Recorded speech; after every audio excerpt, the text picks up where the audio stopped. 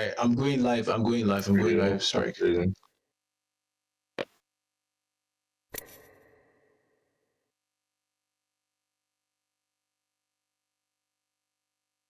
We are live once again. I apologize on behalf of everyone, myself especially, and the production back end. Guys, we apologize for everything that's happening. For some reason, we have You know what they say? Hey, man. Fifth time's the charm. Hey. I mean, we're back again. And hopefully this time there are no issues. We're going to have a beautiful, amazing, sexy stream as usual and bringing you guys premium violence straight up to your screens. Alright guys, once again, straight violence. I'm your hostess with the mostest, Strike001, and I'm going to be streaming with... CJ. This is my first time streaming, and I hope you guys enjoy me. I'm going to try my best. You know, I've been watching a lot of the tournaments. Kind of excited to give some of my takes on some of the stuff going on, and hopefully have a good positive stream. Oh yeah, 100%. Hopefully everything is going to be fixed from this point onwards. We're going to be switching over to the POI so everyone can know where their teams are going to be dropping. So there it is. So where do you think which teams do you think have the biggest advantage going into this tournament today?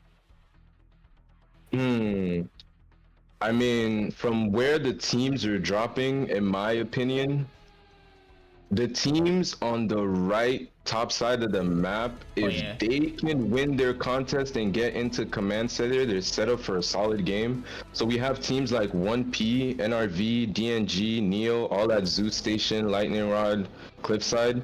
If they can like sort their stuff out, whichever team comes out of Zoo Station, Lightning Rod, or Cliffside, if they can win their fight in Command Center, I feel like they should be set up for a lot of good games. In my opinion. 100%. Actually, more on that. Every you know how like Skyhook is the current meta POI, even in LGS. The POI is so good. You always come up with a ton of loot. You know, you always have the trials. You can always come out with a gold knock if you're playing a support character.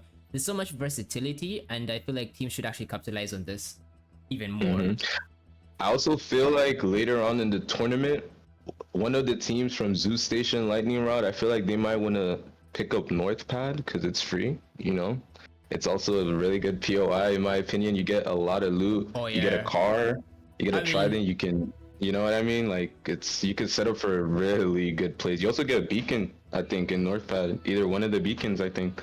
Looks like a pretty good POI, in my opinion. Edge, actually. Oh, we're starting with World's Edge. World's Edge every time, 100%. Oh, World's Edge every time? Oh, sorry, my fault. First day jitters. First day jitters. SOA is also going to be dropping Climatizer. We have NX Nixa, who's going to be dropping over at Harvester, who actually switched their POI from Siphon East over to Harvester. I wonder why that's the case. Maybe more loots? I mean, there really is a high chance of you actually getting a gold knock at the bottom of Harvester, so I can see why they would opt for this, especially on the early stages. They're also really free at that POI. If you look, there's no one at Monument, there's no one at Siphon. Oh yeah, 100%. West and East. So they could probably like come out of this POI with purple shields like really early in like round 1 if they play their cards right. Like, they could. All that being said, if DH actually over a tree travels to Siphon West, they might run into Nixa if they have the same plan. That also, it kind of depends on whether or not these teams did their research and saw where their enemies are going to be dropping early on to kind of create that early route that they're going to be using, you know. But obviously, all this is dependent on the zone pool, and we have no clue where zone's going to be pulling. So, and I'm sure neither do the players. But based on the information you have early on, you can really set yourself up for a late game and. Maybe they can make something work. I mean, that's your job, obviously, as a professional player, to kind of make it work, you know, hit your shots and make sure your team always comes out on top to get yourself that #1. Another thing, I have a strong feeling that like during like mid-game, not like mid-game, like second zone, we would see a lot of teams like try and maybe push towards Monument. Like if teams did their homework and they know how valuable Monument loot is, I feel like a lot of teams are just gonna like come to that center zone, and we're actually gonna be in for a treat today. Like we're gonna see a lot of good fights if they do that like the first 2 games, I feel like. Okay, we're gonna be going back to the cast scene and making sure that these guys are ready for the fight. Yes, they are. The teams are getting ready. Everyone is jumping in. We almost have a full lobby. In the meantime, we are gonna be talking about what happened in the last event. Catch everyone back up. 2 lions, 1 camel pretty much desecrated the A versus B lobby, and yeah, it was quite a show. If you haven't watched that, go check it out on Switch. And we were also on YouTube spectating lobby C versus D, so more on that obviously on the YouTube. Also, do not forget, if you are enjoying the stream and enjoying what we do, leave a like and of course subscribe, because there's more premium videos Smash coming that your follow way. button. Smash You heard that me. follow button. Yeah, let's get some interactions too in chat. I know it's a new tournament. Like, it's not the first, but it's kind of new tournament, so we need a lot of engagements. All right. And then weekly. Okay, no. Signings. So far, yeah, everyone is already in. I can already see TSL, Chief Opus, and the boys are ready to go. DH as well at 40 FT. So as actually, crowd favorites apparently in here. Titi is already in with the boys. We love to see that actually. We have Neo Esports as well. The boys Elastic, Panic, and Enigma are also going to be running this lobby down. Fingers crossed their aim is on point today. Not every day is a good day. It's not a perfect day every time, but today might just be your day. You might be hitting the craziest, nastiest Kraber shots you have ever witnessed. And hopefully we get to witness them too. Speaking of last tournament, Team 4 BNS coming out with a dub in one of the games in a really stacked group with TR1C. Do you think they probably come into this group where, I mean, they lack the presence of TR1C? Do you think they would like elevate their gameplay? It is a possibility. We can't really put that off just yet, because 2 lions, 1 camel is it's a different kind of story when you bring those guys into the game. I mean, the prize pool is kind of big, so we can understand why everyone is in here and trying to bring it home. Because if I had the opportunity to be playing in these, I would also be going crazy playing. Yeah, I will be looking to like stack up some really good points in this lobby. 100%. So going back to what you said about BNS, NXX too. Yeah, how do you think they're going to perform in this lobby, seeing as how 2 lions, 1 camel isn't in this lobby right now? I mean, watching them from the first game, they were able to steal a win from that group, which was like really nice. I feel like they were also getting a lot of like top 10 finishes, which was pretty good. They didn't like drop points. So they like were a lot of actually points. consistent. Yeah, they were a really good team. Oh yeah. I feel like they could come into this game and actually cause a threat, in my opinion. So we do also have Universe 7, who were very consistent, pretty much gaining top 3s and top 5s average from all the games they played. Universe 7 actually being one of the teams from South Africa, and having Hakai as well as Mano and Russo. Like those guys have been beaming. It's nothing to like look down on. And then we also have I Loves as well, who is one of the most aggressive players in this lobby. This brother is magnetizing the WP button. He is insane. I watched some of his clips and he is insane. Oh yeah. Like, we have a really good matchup today, Strike. I just can't wait. So something to note as well from BNS, I'm seeing Afro A4 on console. I'm kind of curious, was he on console before, or is he opting to stay on the console today? Hey man, I mean, wait, in these lobbies it's overrided, right? The aim assist, it's on 0.4 for everyone? It should be, yes, it should be. Oh, it should be? I mean, I was gonna say he might be on that 0.6, but you can't argue with that, but I mean, if it's overrided, I don't know if he was on PC, I'm not too sure, but I mean, we'll wait and see how it turns out. You can't beat skill, you know? You can't beat skill. Yeah. 100%. You truly can't. If you're beat good skill. enough, you can't beat skill.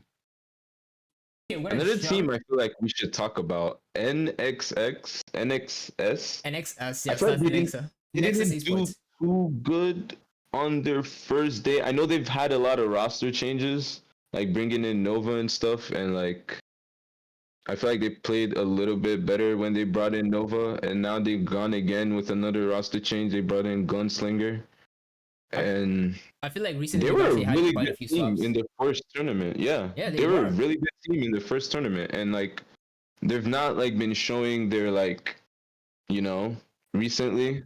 And I feel like today they could like probably put all that behind them and like try and like go for it. 100%. I'm glad you actually brought this up because in one of the last tournaments we spectated, Nix's Esports was one of the last teams in the end zone. In fact, they had God spot for majority of the end game.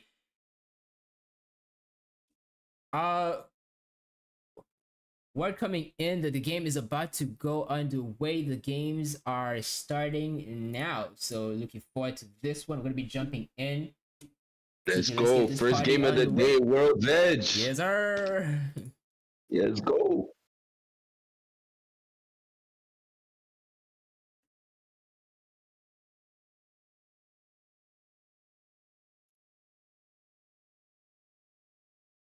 It seems we're gonna be restarting this lobby.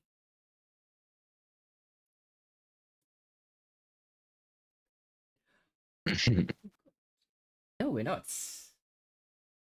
Could you Cheek.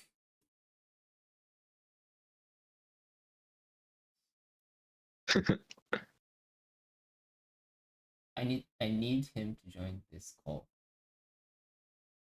Join this call.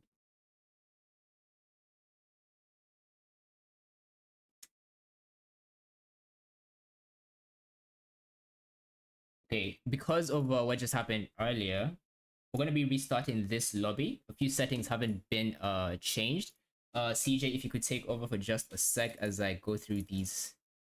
For sure, for sure. We're having a little technical difficulties right now, but we would have the stream up and running in a sec. We just have to do a couple things. Right.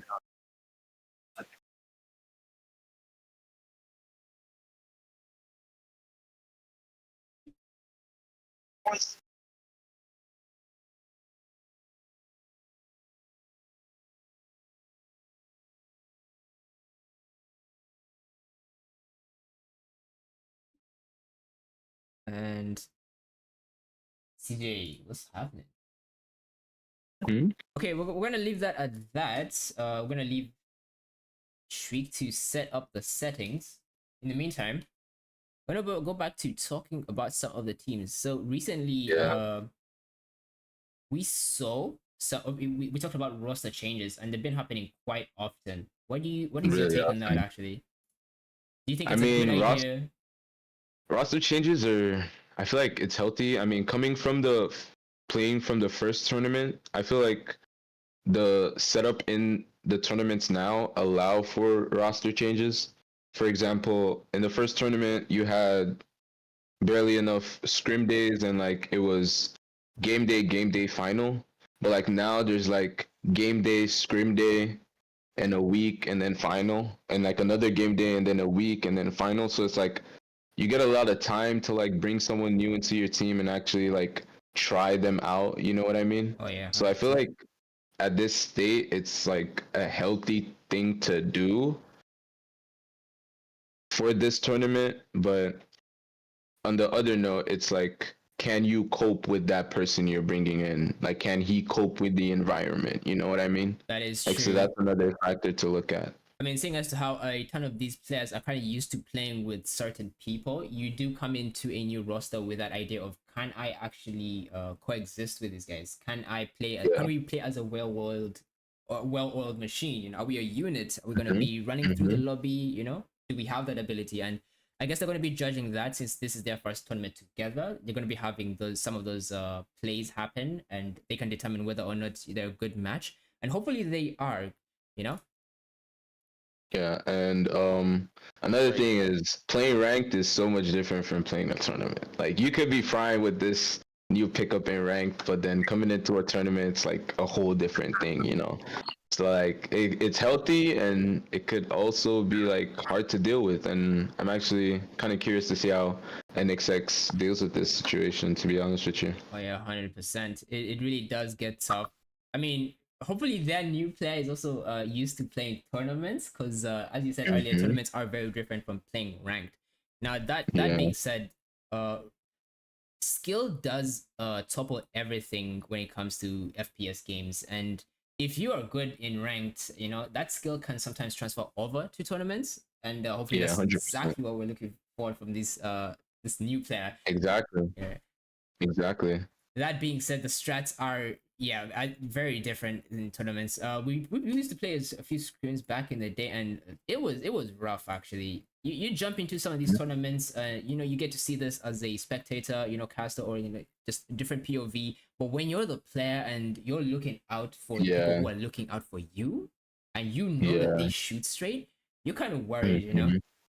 Yeah, exactly. Because in rank, sometimes, let's all be honest with ourselves, we wipe that one team and we look to the top right and we see a silver badge and we're in plat and we're like, you know, but sometimes it's, you know.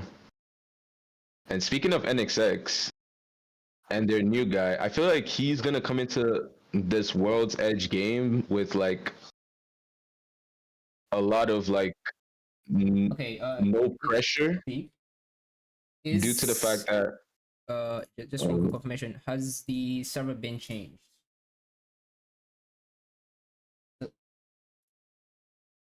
Okay. due to the fact that NXX are landing Harvester and they have no one around them. There's no one in Monument. There's no one in Fragment. There's no one Siphon West and East. I feel like their new pickup would like actually have like a breather because it's like different when you're a new pickup and you're landing on a contest. You know what I mean? I feel like NXX is gonna have a lot of time Okay. to like Uh, figure out what they're gonna do.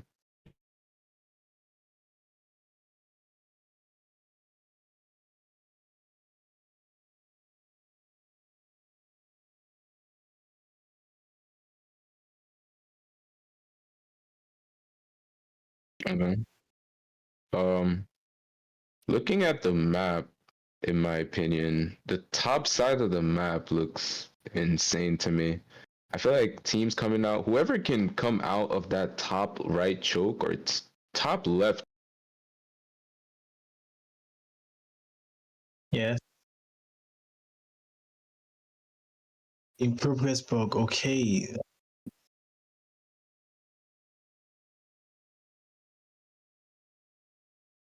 Stream 2. Gonna take the third party at either Climatizer or Epicenter or that north side of zone. If they choose to take any of those fights and come out of that fight, they might meet a lot of good teams in that mid choke. Like these games are just set up for it. Just depends how the whole lobby wants to play it, because if the teams on the top side of the zone don't want to like waste too many resources or like be too aggressive for KP, we might see a lot of teams are live around that epicenter and countdown monument and like a lot of teams really going for it, you know what I mean?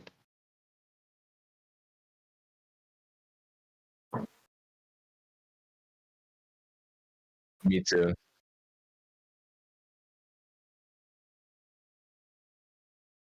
Yeah.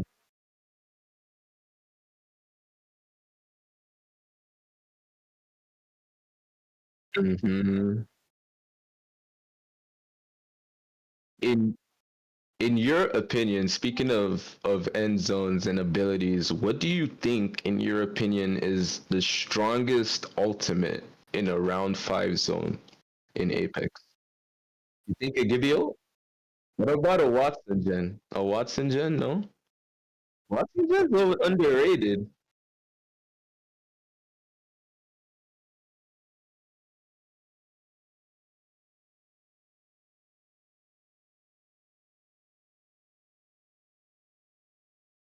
Yeah,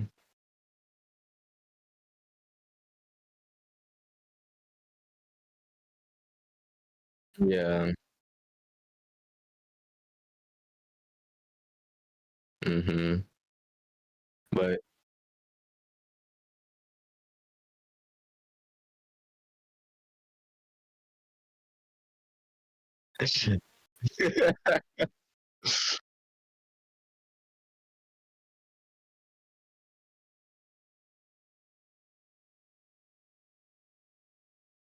I wish we see a Gibby in this game. Hopefully.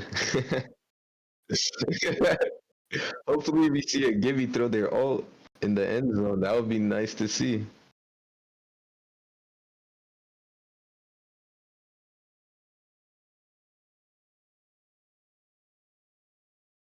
Wow, I just noticed something looking at the landing map strike. We have no one at dome and stacks. But Nobody. down the trio of Nag.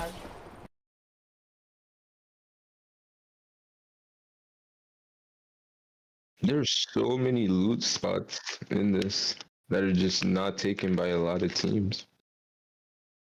Stacks gives you the ability to come out with stacks and dome is free. If any team tries to go for stacks and dome, you come out with mod gun, you come out with guaranteed blue shield. Some of your games, out of your 3 games, maybe 2 out of 3 of your World's Edge games, you're gonna get a scan beacon. I feel like.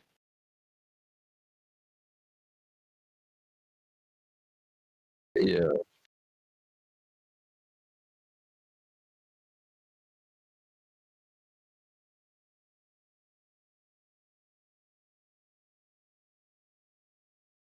Mm-hmm.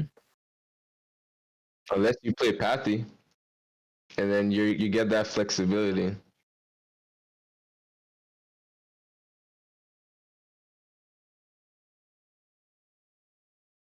Hmm. Wow.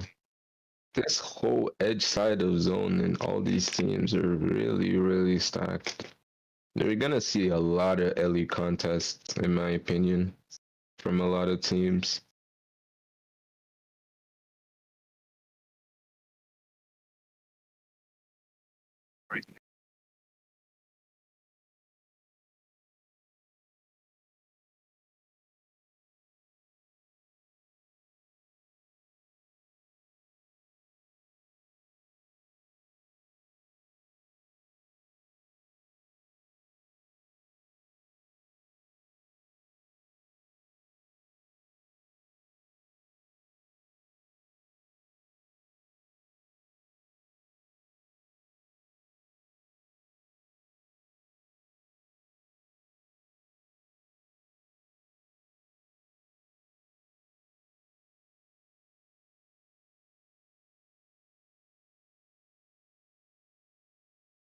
Good luck, bro. Okay. So we're gonna be watching lobby A versus C. Mm-hmm. CJ, I'm gonna let you take over for just a second as I find this stream. There we go. We just got ads. Have we got the game back up soon? Yes, Or... we do. Yes, we Okay, do. sorry, we apologize, guys. We've had a little bit of difficulties. I know we promised no difficulties, but you know how these things are. But moving forward, we're gonna try to like reduce the amount of stuff you guys have to deal with, if that's okay. Especially today. Today has been an interesting one. Like a lot has been Yeah. happening. And It's a weird day today, guys. Just bear with us. yeah, we apologize, honestly. Jesus Christ. But we should have the game. We should have the game up and running in a couple seconds. Oh, and Forever Bots have been eliminated by 2 lions, 1 camel. As an upgrade, I'm gonna put it to use. Yeah, I mean, for real, it was really, really difficult for 2 lions, 1 camel. You can see PP versus Sweetie goes down. Wait, I muted myself. I want to ask a question. He gets another knock. He's gonna be 1v1. So like, wait. Can you guys hear me on Discord? Wait, Strike, can you hear me? Yeah, I can. I can't see your Okay, stream. so yeah. Let's see, Nexa rotating to Lava Siphon. Landing directly on Nance. Not exactly directly, but yeah, Nance kind of around them. I don't think Nexa needs this, and now they do. one of the members of NAG still inside the lava siphon building. Okay. Yeah, he's still just there. I don't think he's looking for how he'll rotate in basically. And yeah, he's able to run to it. Tango near me. And look at the ring directly on Nexa. Contact on my marker. Let's check out this area. So rotating in after wiping both the plague and PP. And here we have Coke versus Demons here. Once again, they met at 3. They are meeting at the choke of Harvester. Let's come out.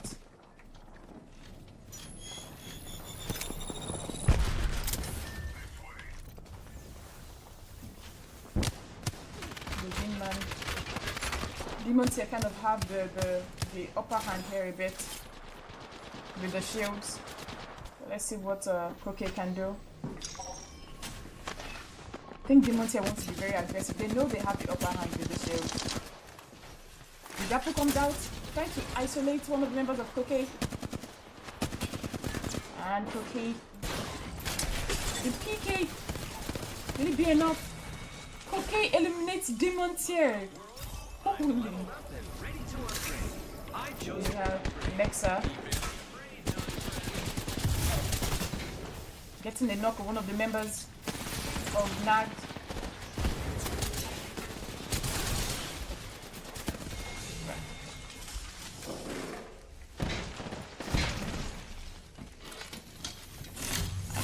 NAGs have been eliminated.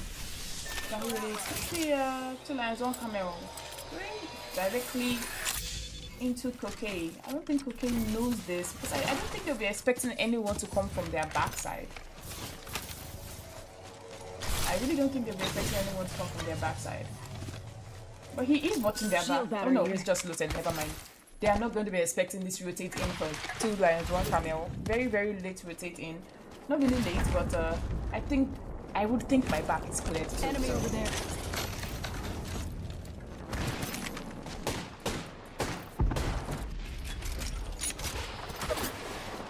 You can see like 3 very dominant teams in the lobby.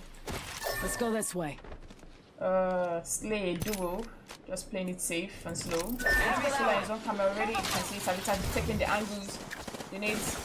Savita about to get put down though. Chili is able to get on the crane. Misoko also able to get on the crane. He gets a crack.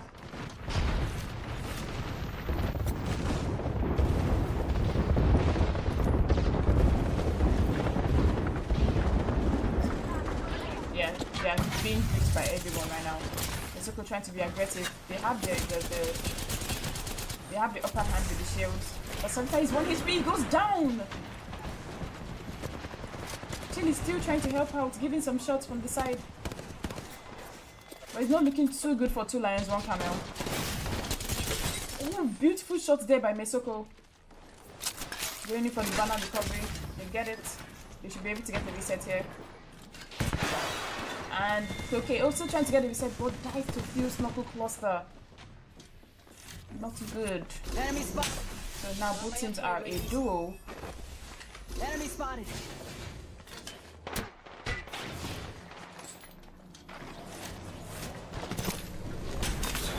And SOR wrapping up on 2 lions, 1 camel. KMK a bullet. They want to capitalize on this res. They'll be able to. The bank ult comes out. Sia ulti also comes out.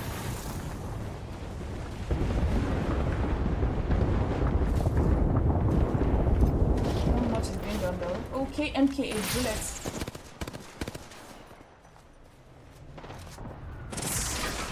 And KMK goes down. They are going to definitely push up on that. Savita, the grapple comes out for Savita. He goes in like Superman.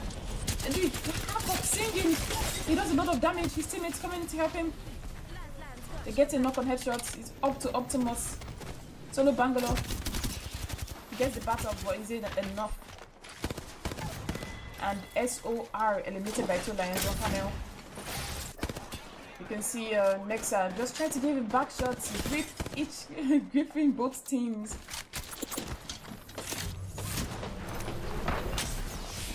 Oh, what is going on here? Okay, this is actually a very, very good play by Slay. They have the KP, they just need the placement point, and that's exactly what they are doing. Letting these other teams battle it out, and they don't know, they're just right next to the solo of Ninja Pulse. Eva 8 here. Range shotgun, fully auto. Enemy over there. Enemy spotted. Yep, Koke trying to rotate in. He's not looking like a very good rotate for Koke. The grapple comes in, he's able to fly in. But Savita also grappling in. That was a very good grapple, by the way.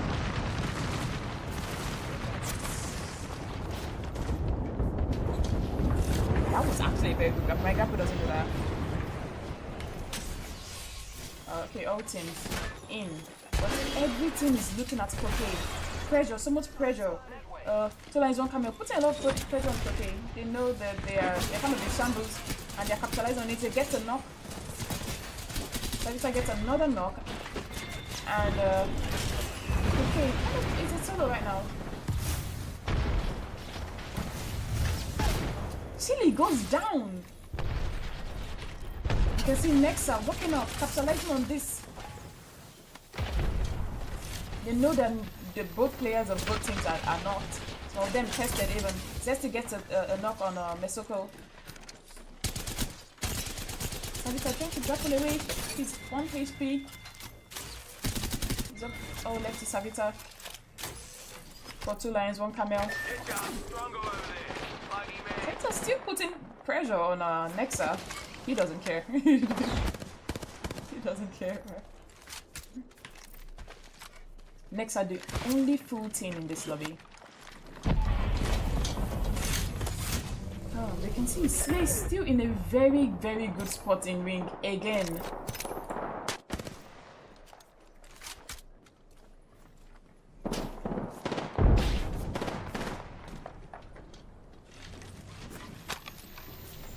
Safety's off, folks. Enemies here.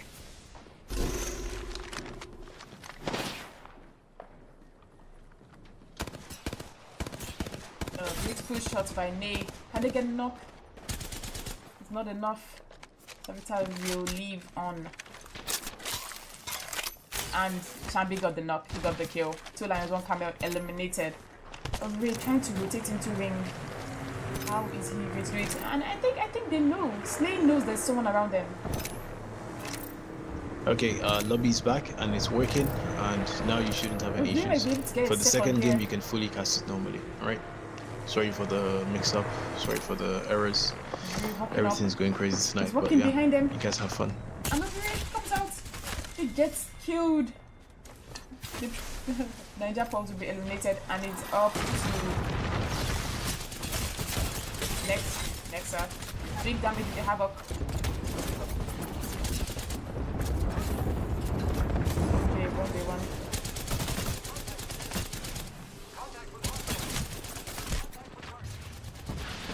But it's a lot of pressure. The PK comes out with the disruptor. Is it enough? That bang is really, really, really trying. She played the knockdown very well. And winner of game 1, we have Nexa. Wow. Absolutely engine game. And the results link is working. Result of their first game is already posted on the results link, so you can leave the game through the results link, basically. The scoreboard is up, so you can see who won, how many points they used to win, how many kills they had, and whatnot. So there you have it. Game number 1 goes to next game in Esports. Unmuting, okay. Nexa. Okay, lobby 1 just ended. We are back with today's event. And I'm gonna be letting these guys jump in. Sadly, we couldn't witness game 1. We had to go over to the stream over and switched because our lobby 1 got bugged. Ton of issues going on right now in the back end. We do apologize for that again. We apologize sincerely. But watching over that first game, we saw how NXH on the other lobby, they're having a lot of fun out there. that end fight with the duo, the 2v3 almost happening, was really nice to watch. I hope we get some of them games in our group as well. Hey, hopefully. That being said, we're gonna be jumping into a game 2 World's Edge for this current lobby, B versus C. Not really sure how the first one played out. Not gonna cap. I actually have no clue, bro. I'm not gonna pretend. If I did, I'd be talking about it right now. But as the players get back into the game, giving them a little bit of time, and waiting to see what goes on. Do we have the stats for the game 1? Who came out on top in that? That's a good call. Actually, I'm gonna be checking to see if we do. And no, we do not. Oh, we don't. Oh, wait, hold on a minute. Yes, we do. I'm gonna be bringing that up right now. it's. Oh. And this is how your lobby 1 went.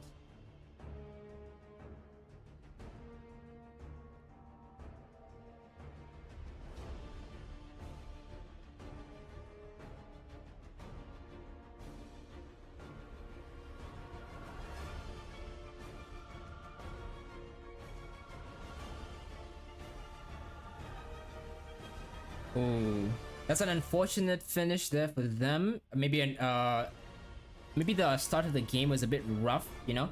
Kind of teams, we have MNRC over also on the east side of the map, so they might have run into them. It is tricky, especially that north side of the map, you know. Skyhook could actually just rotate towards them as well. But they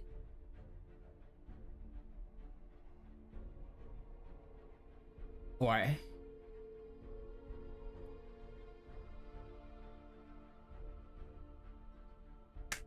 But to me, it's actually not as surprising.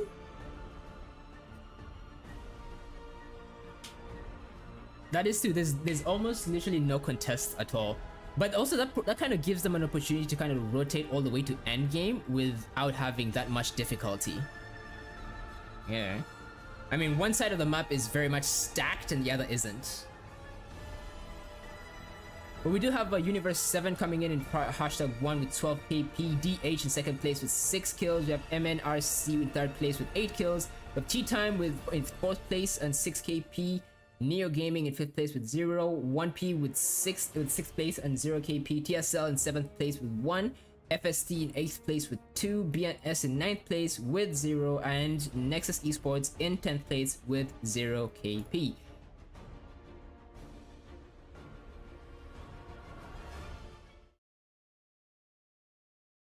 Okay.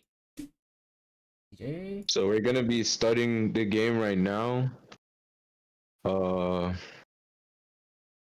I hope we should be good in a couple seconds. Nice. We are good to start the game. I'm so excited to actually get to see how DH plays this. I want to see how UN7 plays this as well, because they got to fight a lot of teams. Yes. And they still came out on top, and I would be interested to see how they fight, to be honest. I want to see if SOA can come out of their shell and push for a top 3 spot or top 3 finish. And we should be in for a treat. We have everyone landing in right now. Or loading up to the game, rather. And we should be in for a treat. Oh my goodness, we are finally gonna spectate game 2 World's Edge, ladies and gentlemen. The game is finally starting. After everything I've just gone through in these past few minutes, honestly, this game better be a banger. Ooh. As the teams jump in, we're gonna be pulling up the POI where everyone is gonna be dropping. So we're talking earlier about where SOA drops and where Nexus Esports is going to be dropping. Nexus Esports actually not having any contests from the north and south side of the map. 1P and FST pretty much the only teams going to be duking it out in the early stages. You know, Big Mod and guys are very close to each other, and if they know where they are, they should be challenging each other for that early game KP, putting themselves in a better place. So you see, we just got one thing that was word. really interesting to me was UNN7. They were able to get a first place finish with 12 kills in that landing spot. They're contested at the top side of zone that we talked about earlier with a lot of teams, and they were still able to come out with that and still be able to beat DH for second place, even though DH had stack loop from Dome and stacks. Just kind of. We're gonna be switching back over to the caster scene. We heard just got word that game 2 is gonna be restarting because some of the players are not able to join. And well, I guess that's that for that match. Are we gonna be getting a restart?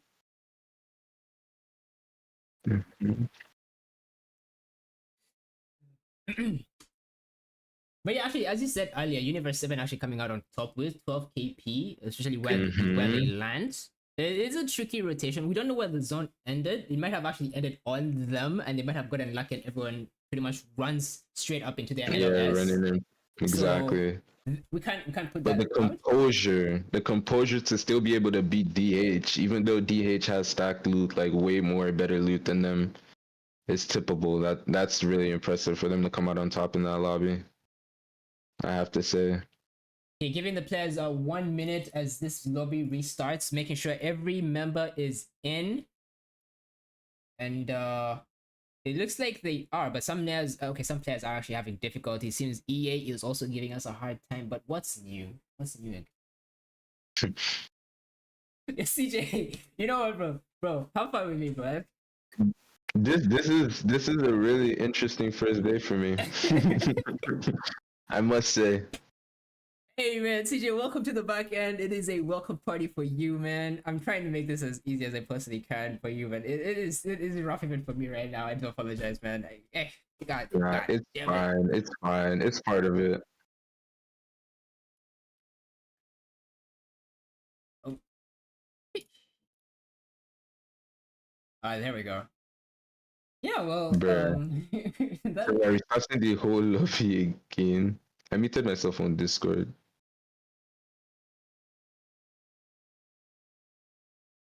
Okay, we did get an in-progress bug. Actually, yeah, I mean, we got an in-progress bug, and there's, well, we can't really do anything about that. We're gonna let oh my god, we're gonna just let the back end work on that real quick. I think, not sure if Trick is gonna be restarting this server.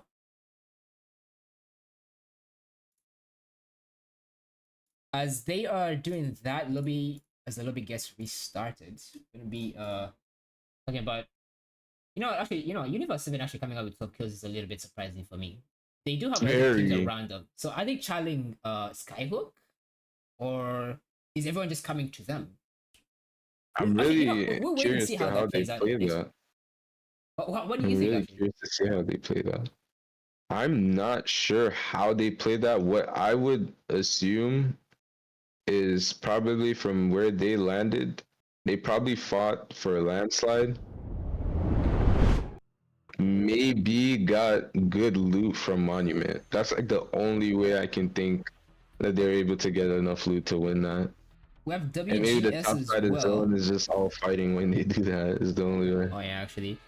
I'm actually glad you brought that up, because Universe 7 is surrounded by DNG over at Landslide, WGS over at Mirage Etoile, and BNS at Staging. Then every other team, North Side, Lava Fusion, Skyhook West and East, they're pretty much in the center of all that chaos.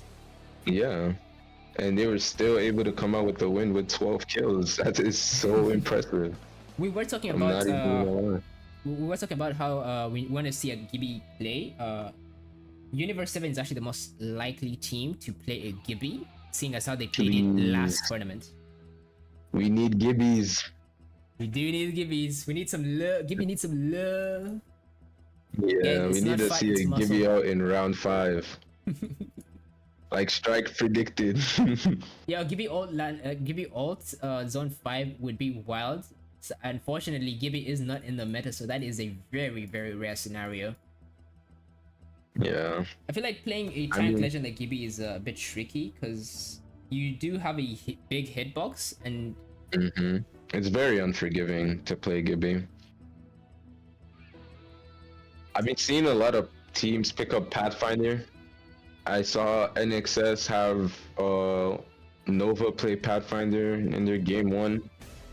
2R1C and the other group plays Pathfinder. I think some of the teams, SOA has a Pathfinder. I feel like Pathfinder is one of the characters that has a larger hitbox, but he still provides so much value for the team.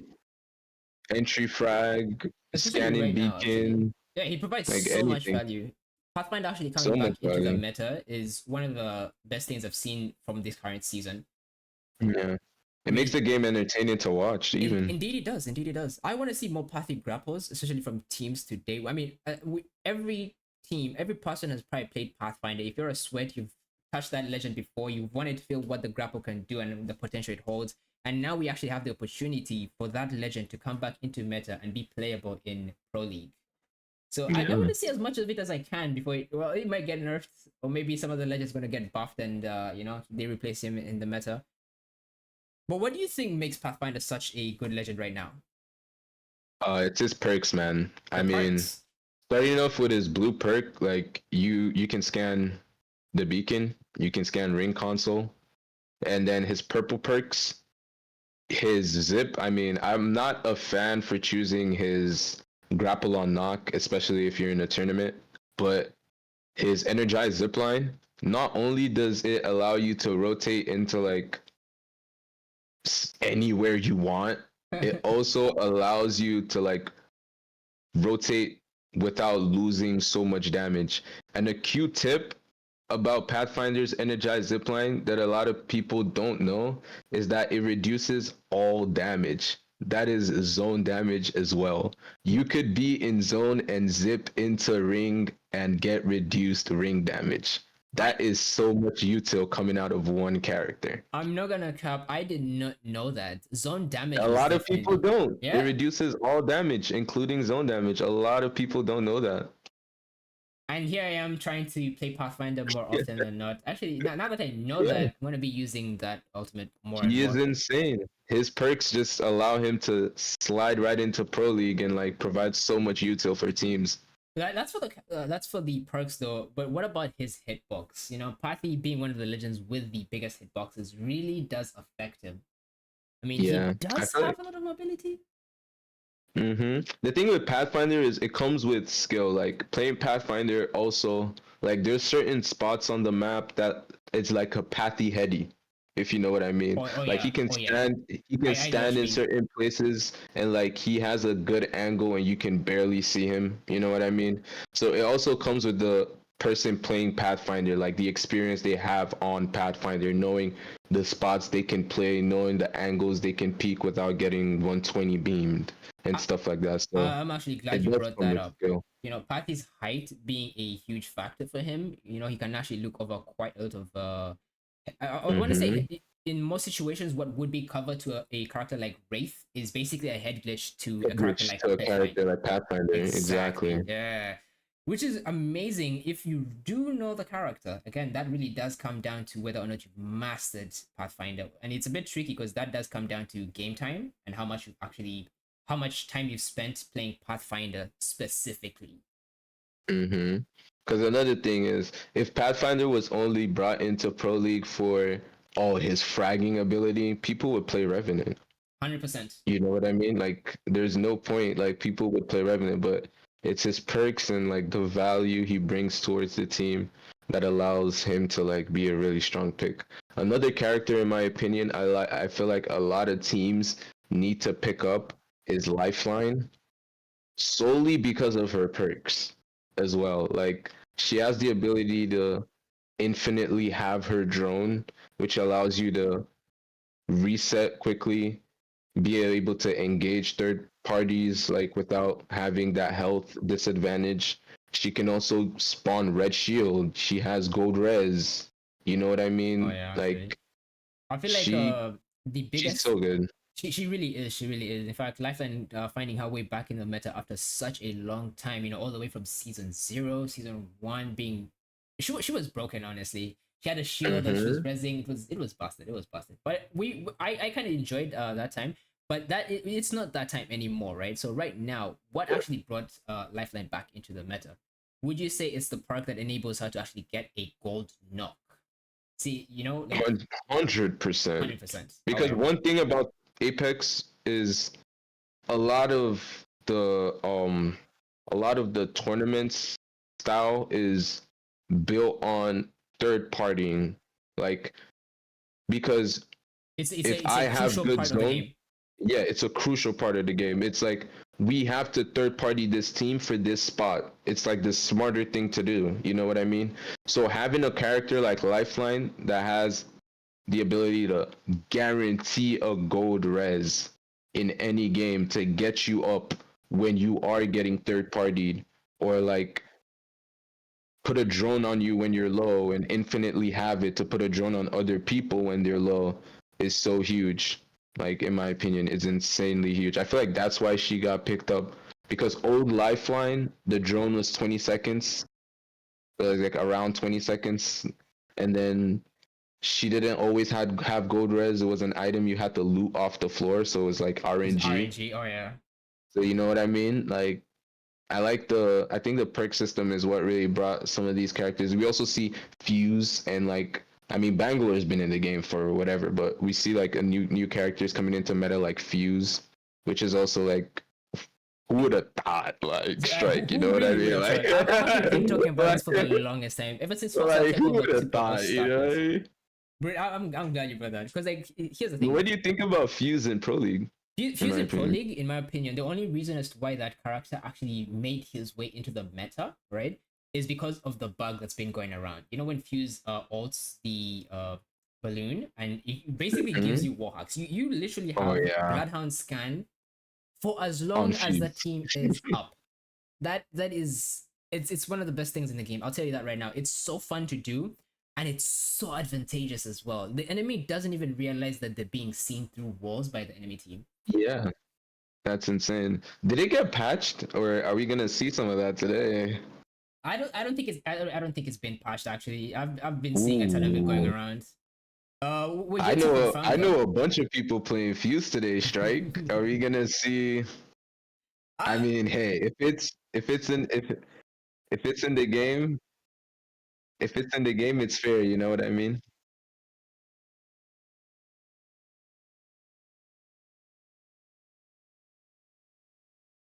And it seems everyone is in.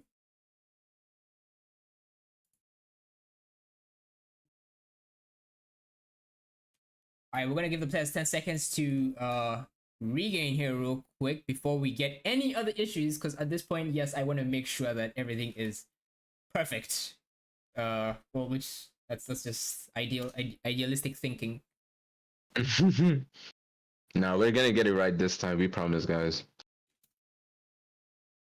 I can't be making promises like that on my first day. Strike, did I just make a mistake? Nah, don't make promises, bro. Don't make promises. I don't think I should be making promises on my first day.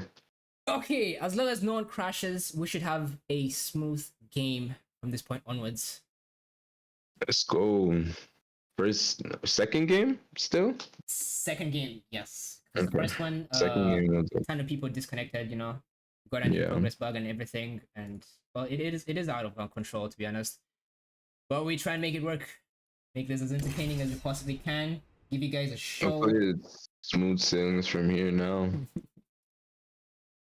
We should be locked in, guys. Seja, let's get. World's Edge game 1. Let's go. Yeah. Let's go. Oh my goodness! Finally, the team is finally jumping in, dude. DJ, if you were here, man, I'm telling you, I don't even know, man. Like I want to throw hands right now, but there's nothing to throw hands at, and. Nah, let's just watch these guys and hopefully they throw hands at each other. Oh my god, that was a good one, man. Oh my goodness. Okay. So we do have to keep an eye out based on what happened in game 1. Nexus Esports surprising everyone, as well as keeping an eye on Universe 7. I feel like one of the first fights going into this is gonna be 1P and FST at Mod and Geyser because they're like really close to each other. I don't think they instantly fight because of like it's a bit of a walk up, but they would know, you know, landing in that, oh, there's a team at Mod. The Geyser team is definitely gonna know. So I feel like that's gonna be right now, something interesting to look at. Oh yeah, especially right now since the game, one game already started, they kind of know where they are. But you know, that prediction or that read you just made, or one of the reasons why I don't expect it to happen is because a lot of these teams are trying to play their life more often than not, and it's usually the most aggressive teams that trying to push for that early game advantage. You know, that early game KP, and you don't see it as often.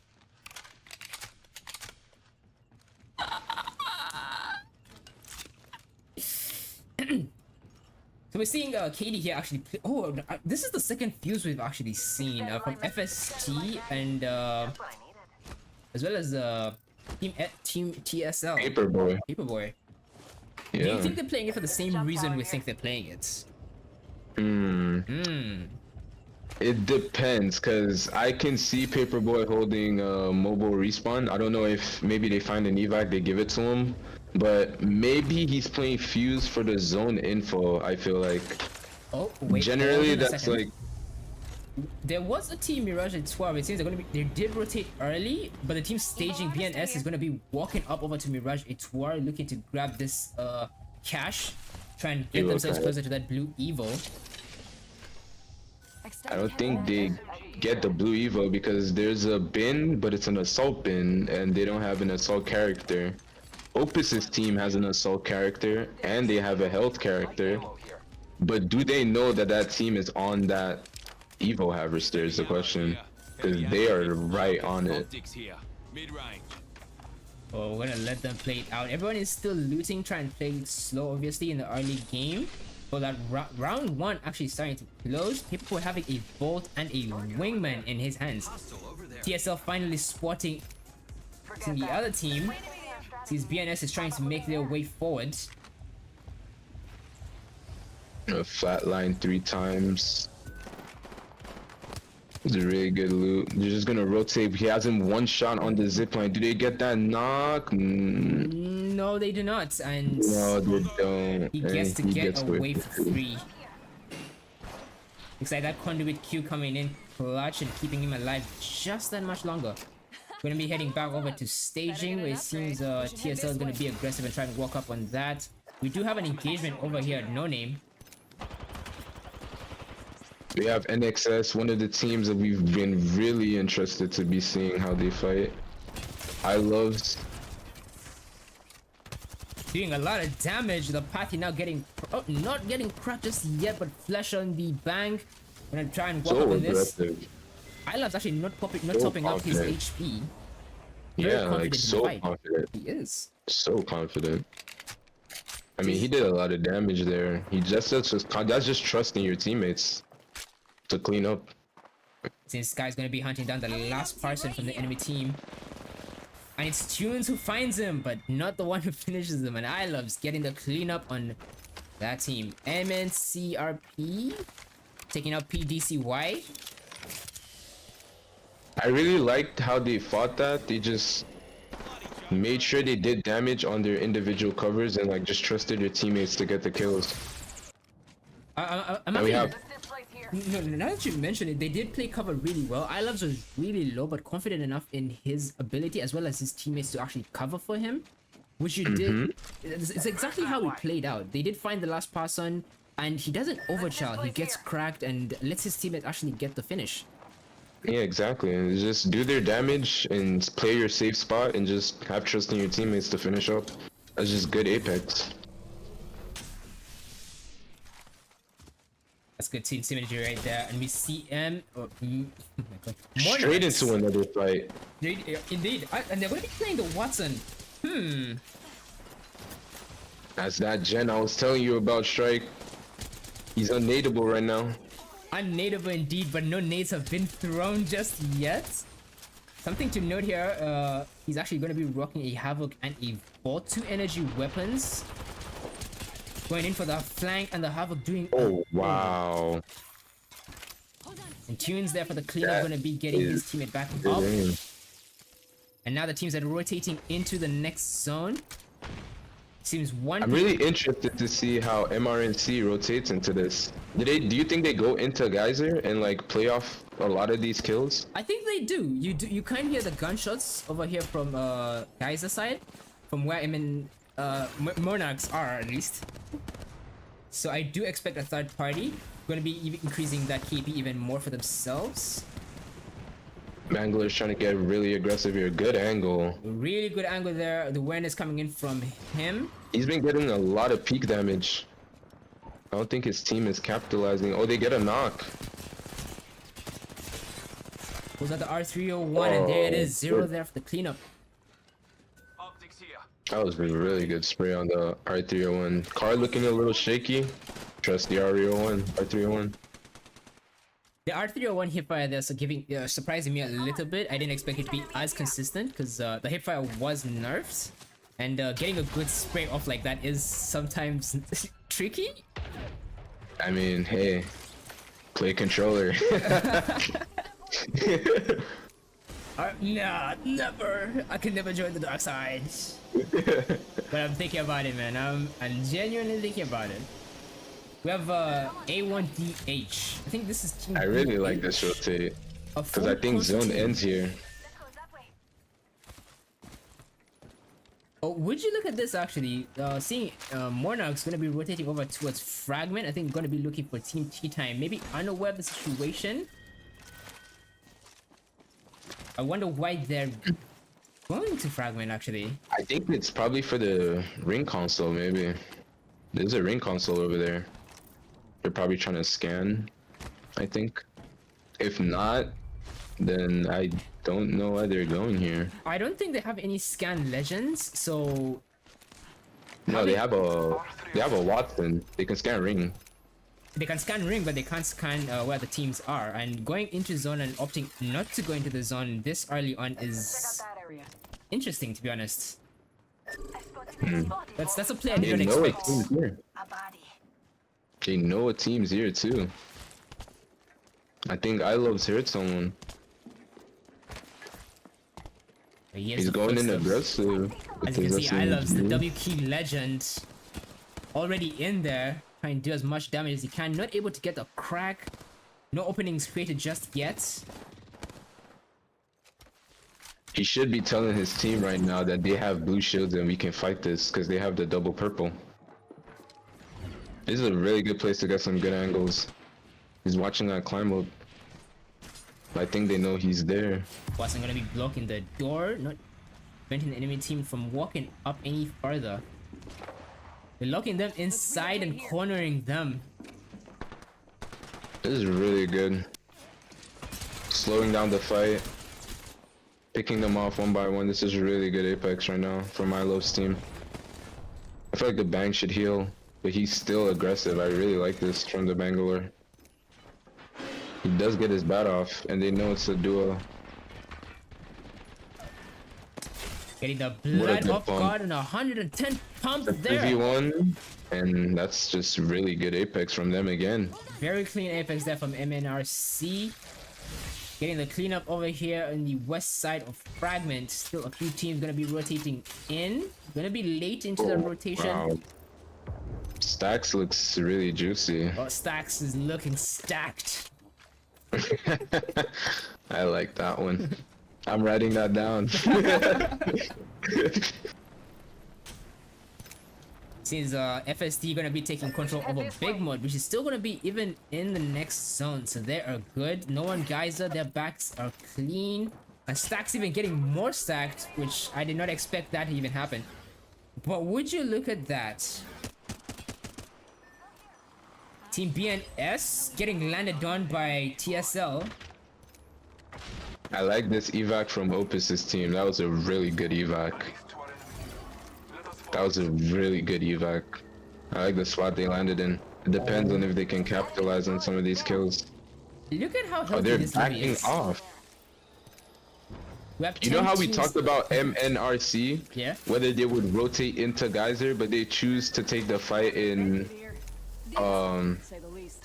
they choose to take the fight on the north side of zone instead. I feel like that low key might have been the better play because look at how stacked Mod and Stacks is right now. So you just avoid all of that, get their decent KP. I think they have 3 squad wipes right now, and they're just walking into zone for free. And they can just control this whole top side and let everyone fight. So they might have actually made the god tier play to win this game. Actually, we're having Universe 7 getting into a contest right now, hunting their prey down. A lot of damage there from the Havoc there from Mano. A quick cleanup there from his teammates, getting the wipe on NVRV. And seems MNRC is still looking around, making They're just sure having the that's time of their lives right now with this walk up. Like it is so free for them, but I don't think they know that, so they would still walk up a little bit cautiously. And seems FST is their nearest victim. Gonna be scanning zone and giving out their location. I love probably heard that audio. And they're doing just that, walking up with Big Mud. I'm pretty sure FST has no clue where Monarchs are coming from right now. And Zero, the one person who could have gotten that info, also all the way on low ground, unaware of what's about to go down. You're really unaware about what's going to go down because you have a team with triple purple and with so much momentum, and as they look have at 3 that. squad wipes looking for the 4th. And they Monarchs just is back getting off. shot at by DH all the way from Stacks, but FST giving up Big Mod. And Monarch's gonna be walking up right behind them, gonna be mirroring them into the zone. MNRC is just gonna play for a third party there. They're good in mod for now. They're just gonna wait for either Faulty or the other team to fight, and they're gonna walk in for that third party. Right now, the two most aggressive teams actually controlling the zone, the edge of the zones. We have Monarch's gonna be walking in on FST, the prey they were looking for earlier. When if the blood hunt is sweating blood. They choose to fight early. This Not afraid could of be the really good for them. contests.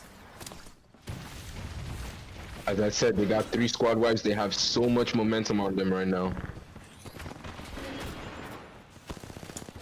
Catalyst not locking With a down the ton of doors, not damage. using any of her This is just utility. really good Apex. Oh my goodness, and it seems Monarchs are in control of this fight. Another fight where they just a completely third party coming in dominated. from DH, but also getting shot at from all the way top Stacks. And they're going to be And they rotating back out. back. That's what I said about that Pathfinder zipline. It just allows you to go into spots that like no other character allows your whole team to go into. No Horizon Q, no nothing, not even a Wraith portal can allow you to go into that fight without taking a lot of damage. It's either your Wraith's one shot or something. The Not Pathfinder even a Wraith energized portal, huh? zipline is insane.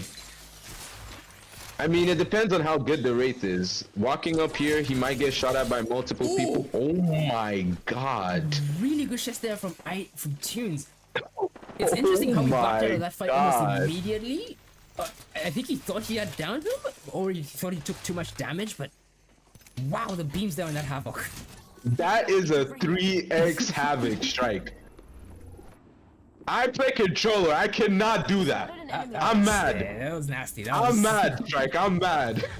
But would you look at this? Skill gap in this lobby is insane. I'm mad. How do I get this good? We have A1DH Fenner, and now the last person from his team gonna be ratting it out, staying alive, and get his team as much placement points as he possibly can. Two fights here, Neo losing one member of that team. Oh, that's a huge sell. He drops his gun by accident. Oh my god, And it it is seems so... Team Neo. Keep 1 it alive. HP under 3. They obviously hunt him down, right? Wait, He gets out for free. wait, no way.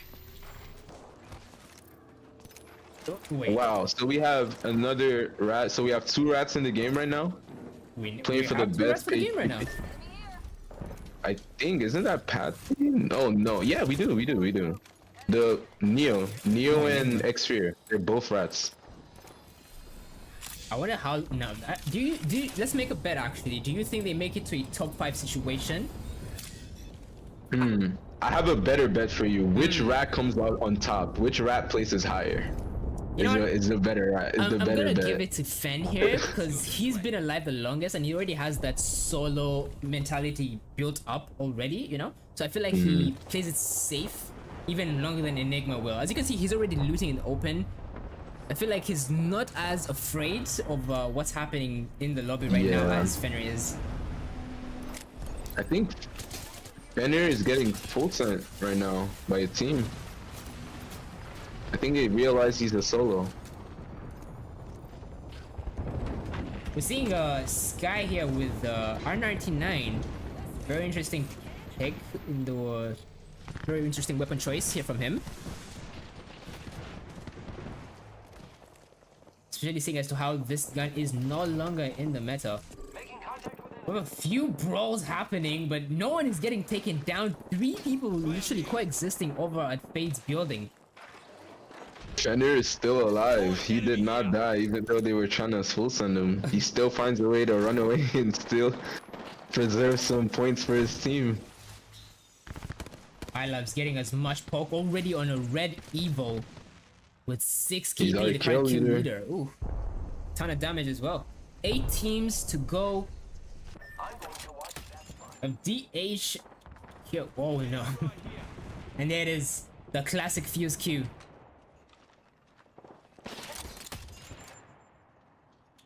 G59 using that's another reason why you pick up Fuse in like this meta. You get like consistent pressure because his Q is like a grenade essentially. So like it's on cooldown. You don't really have to loot for like grenades to do pressure on teams. 100%. But I would rather have grenades on me almost at all times playing Fuse because those openings you can create are just crazy. I don't really like this spot G59 is playing, but it depends on how the teams to the right of them and the Watson team on the left of them plays this. Because if they do indeed to walk up, it is already ring 5 closing, 10 seconds on that, and look at how many teams we have in this current POI. I love this. I love this. This is really good. This is gonna create for some beautiful Apex. This is exactly what we want to see. UNV7 have a really good spot right now, in my opinion. I'm not even gonna lie. Remember how we talked about them in the first game, coming out of their POI, still being able to get like a top finish? They finished first in their first game. Yeah. I feel like they can low-key push for a top 3 finish in this. It depends, because they have a Bangalore, they have a Pathfinder.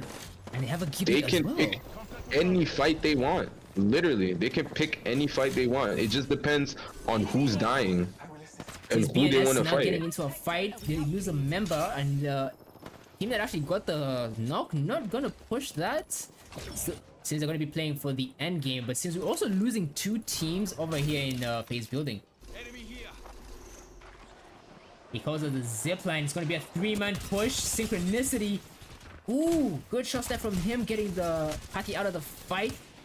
It's now a 2v1 situation, but the shots are not connecting. One person getting taken down. The DB gets a knock. DB flash goes down. The last member now coming in. Oh. And then immediate third party there from BNS, the team that just lost a member, coming in and taking the height for themselves. I think they chose the wrong fight. They had all the chances, and really I good feel shots like there they from chose the wrong but fight not there. able to get the knock. And Universe 7 now down to a solo as well. Hakai gonna be playing it out alone for the rest of the game.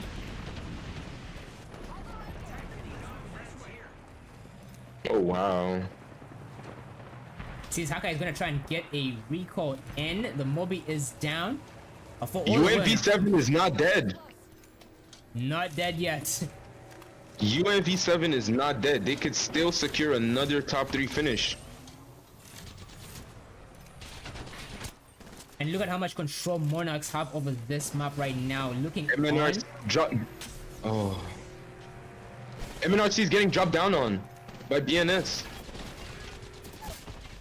Oh, they lose a man. when an impossible walk The Bangalore's there. walking up. I think they know their bottom. Do they send this for the KP? I feel like they should. And there it is. Monarchs now getting into the action. This guy getting a 2v1, getting taken down. Now his team is helping out. The Bangalore ults in this game are coming in clutch. It's a good Q, try and keep him alive. He actually gets the bat off. Oh, he gets knocked mid-air, and we now in a 2v3 situation. Ooh! PK from the sky! And that seals it. Oh my god, what a game. And Every fight they took was just so good. Monarchs getting the #1 victory. The unexpected fight there at the end. iLove's getting a Horizon Q that actually keeps them in the game longer than expected. What a fight there at the end.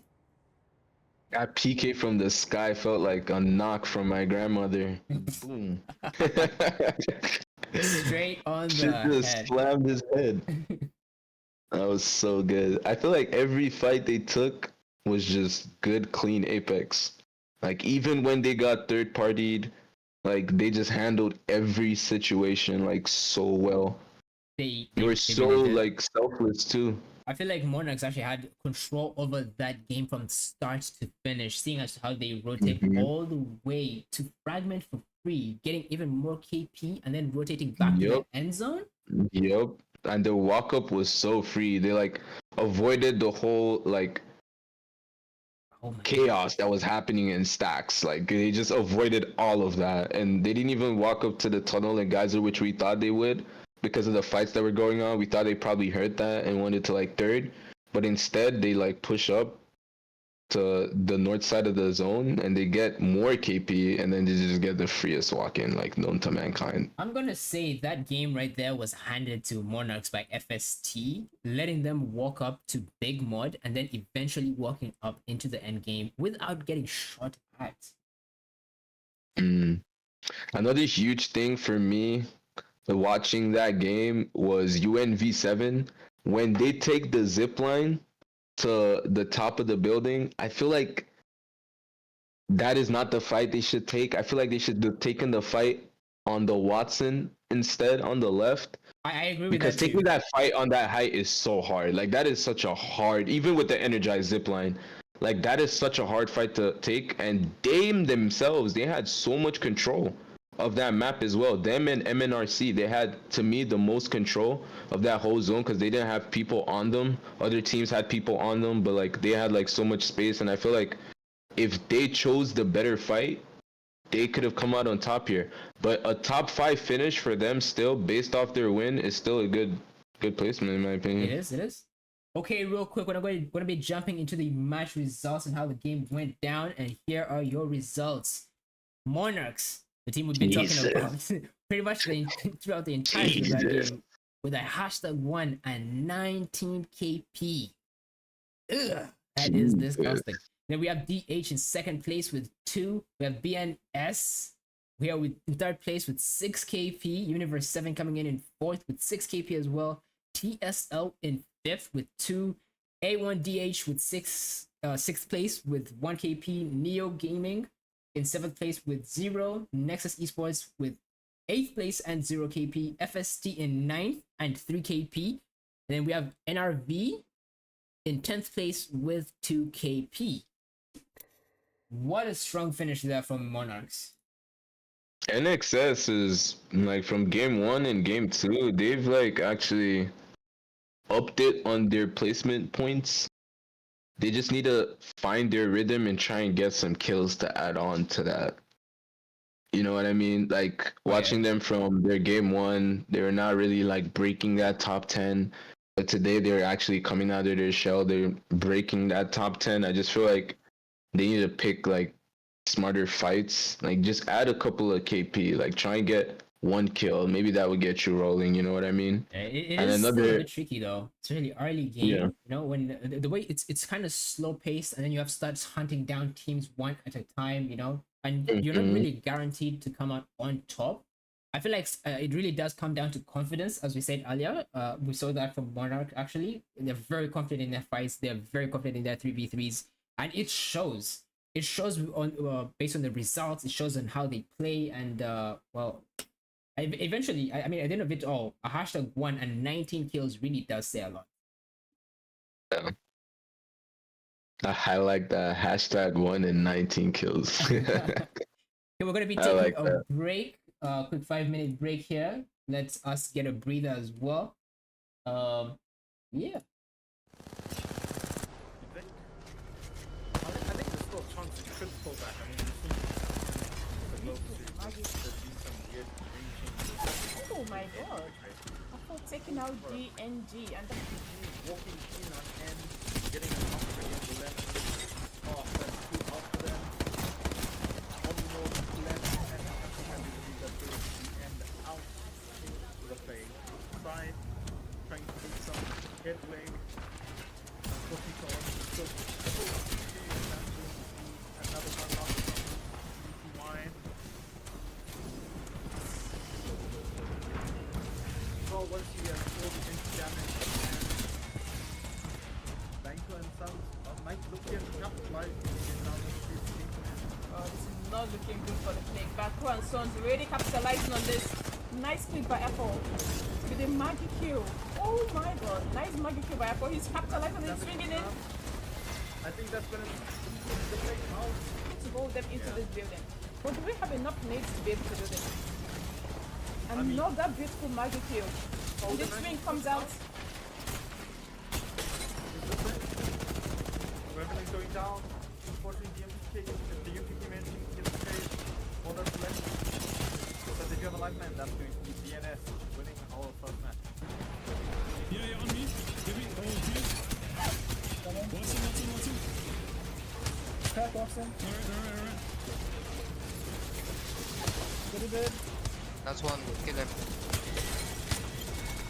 Half dead. Nice, you can win that. Help him, Zidane.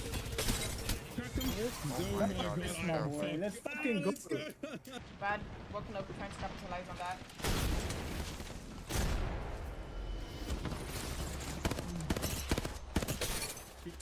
The Plague's doing a lot of damage. A whole lot of damage.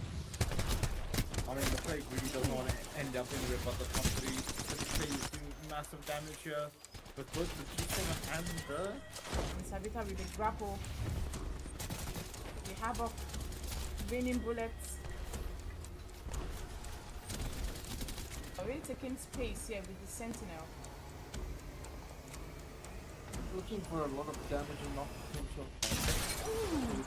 Oh, you That, oh, okay. Okay. Yeah. That was just beautifully done by Sabita. The grapple comes out. He is chasing. I'm not looking for that 1v1 on Chili. But Chili puts him down. It's a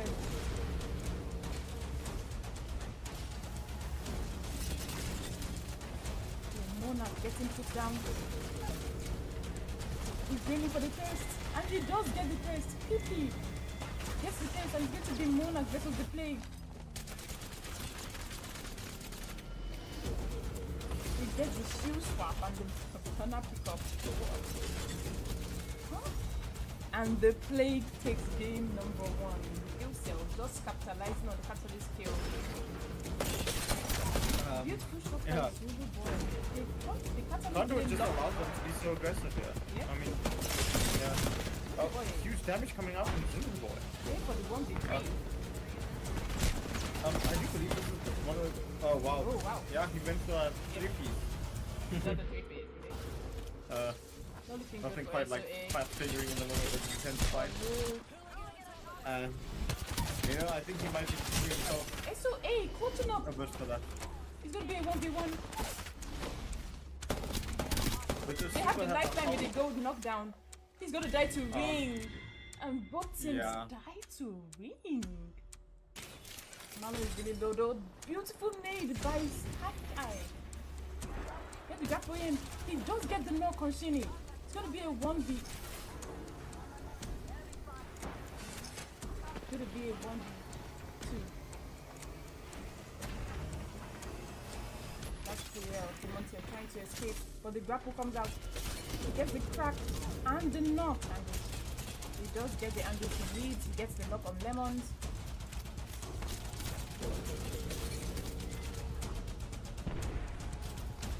201C trying to prioritize. Oh no, they're taking a fight here. Damage, don't mind the circle. Damage. Yeah, that's going to be just pick 9 out. I do believe they have one more left. But I doubt we'll be able to get out alive. Yes, 201 coming.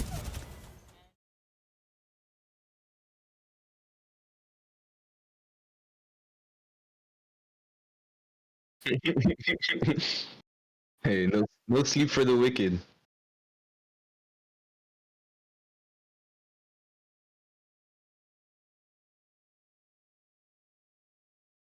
On Storm Point, I feel like UNV7 is gonna try to play it more cautiously. Like them getting their win, them getting top 5, I feel like they would try to like at least get a top 3 finish. So we might see them play a little bit more passively, like no late zip lines like last game. That's like my prediction. I see where you're coming from. But do you think they're going to be as aggressive as they were on World's Edge? 100%. But they would take their smart fights. They would take really smart fights. It just depends on them in end zone, how they play it. I feel like they would try to play for a top 3 finish just based off their points right now. Okay. So maybe they would like pump, like slow down on the brakes I'm a going to bit. switch over to the POIs. Go for it. Just keep going. Oh yeah, I was gonna say like maybe they would like slow it down a little bit, maybe not play too aggressive, but they would definitely try for a top 3 finish at least 100%. I think they're going to do that definitely. I mean, every team definitely wants to get a win, don't they? But Yeah. What do you think about MRC? Like how they fight? Like what do you think about that? Like to me they were amazing. I have actually MNRC has been in some majority of these tournaments. The name I want everyone to kind of like keep an eye on is iLoves. I feel like this dude is so aggressive. It's actually I already said this earlier, yeah, but MNRC usually drives off of iLoves' aggression, you know. The team kind of follows up on him and they always end up in really good scenarios. Now the chances of them really not getting that top 3 finish is dependent on the quality of the lobby from my experience at least.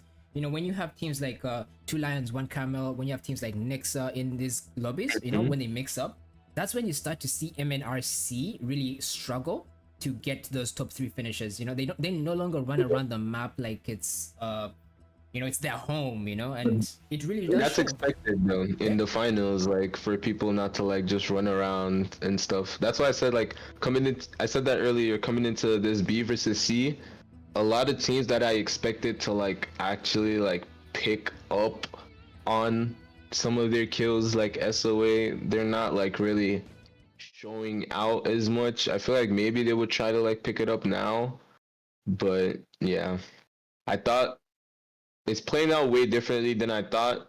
The teams that we should be looking out for as of right now, DH2 was slipped on. They got a 2nd place finish in that game. They've had good placements in their first game as well.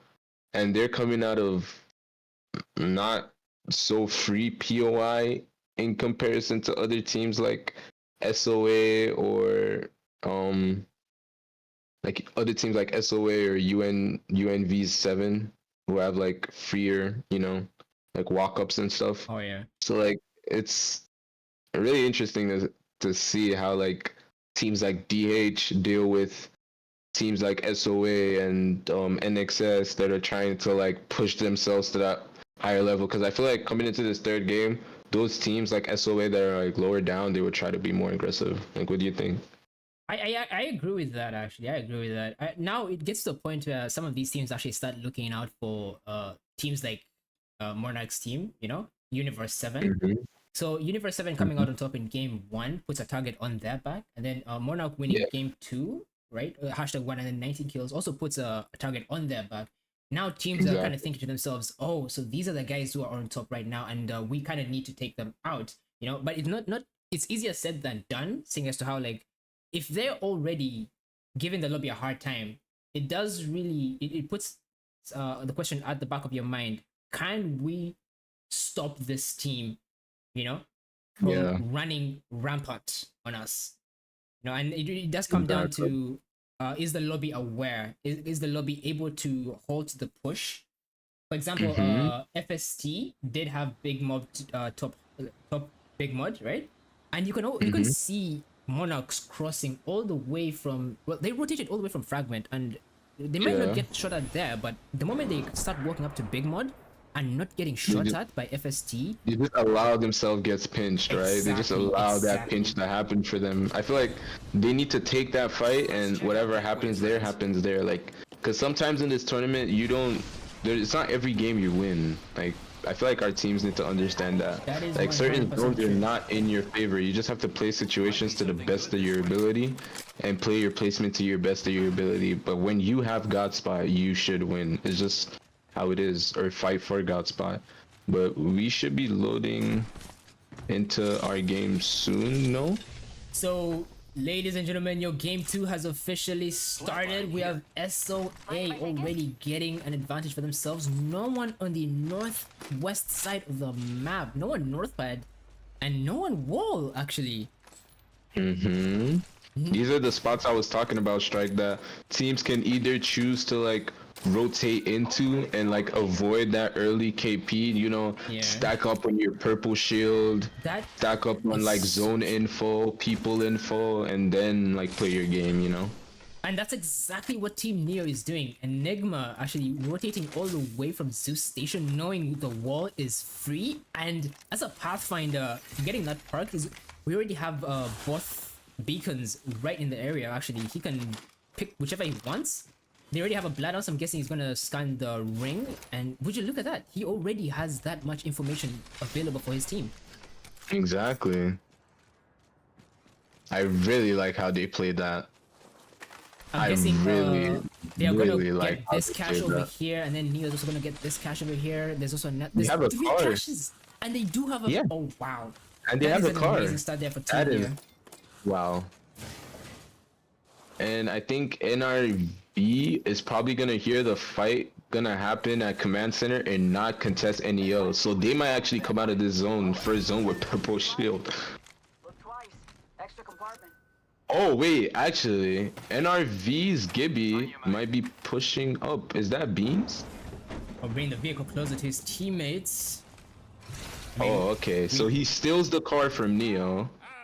But I think they get 2 cars on that side. Am I wrong? Or they get 2 cars, yeah. But I think it's over all the way at the yeah, wall, so I don't think that's worth bottom getting. wall. And it's not right now because you do have to rotate back to your team, and I don't think Enigma is going to be doing that. You do need to consider the time you have to actually loot, which is quite a lot. 5 minutes of looting time before zone closes is a lot. It's enough. It's enough for them to even get that car and get all the evil caches around them too for that purple shield.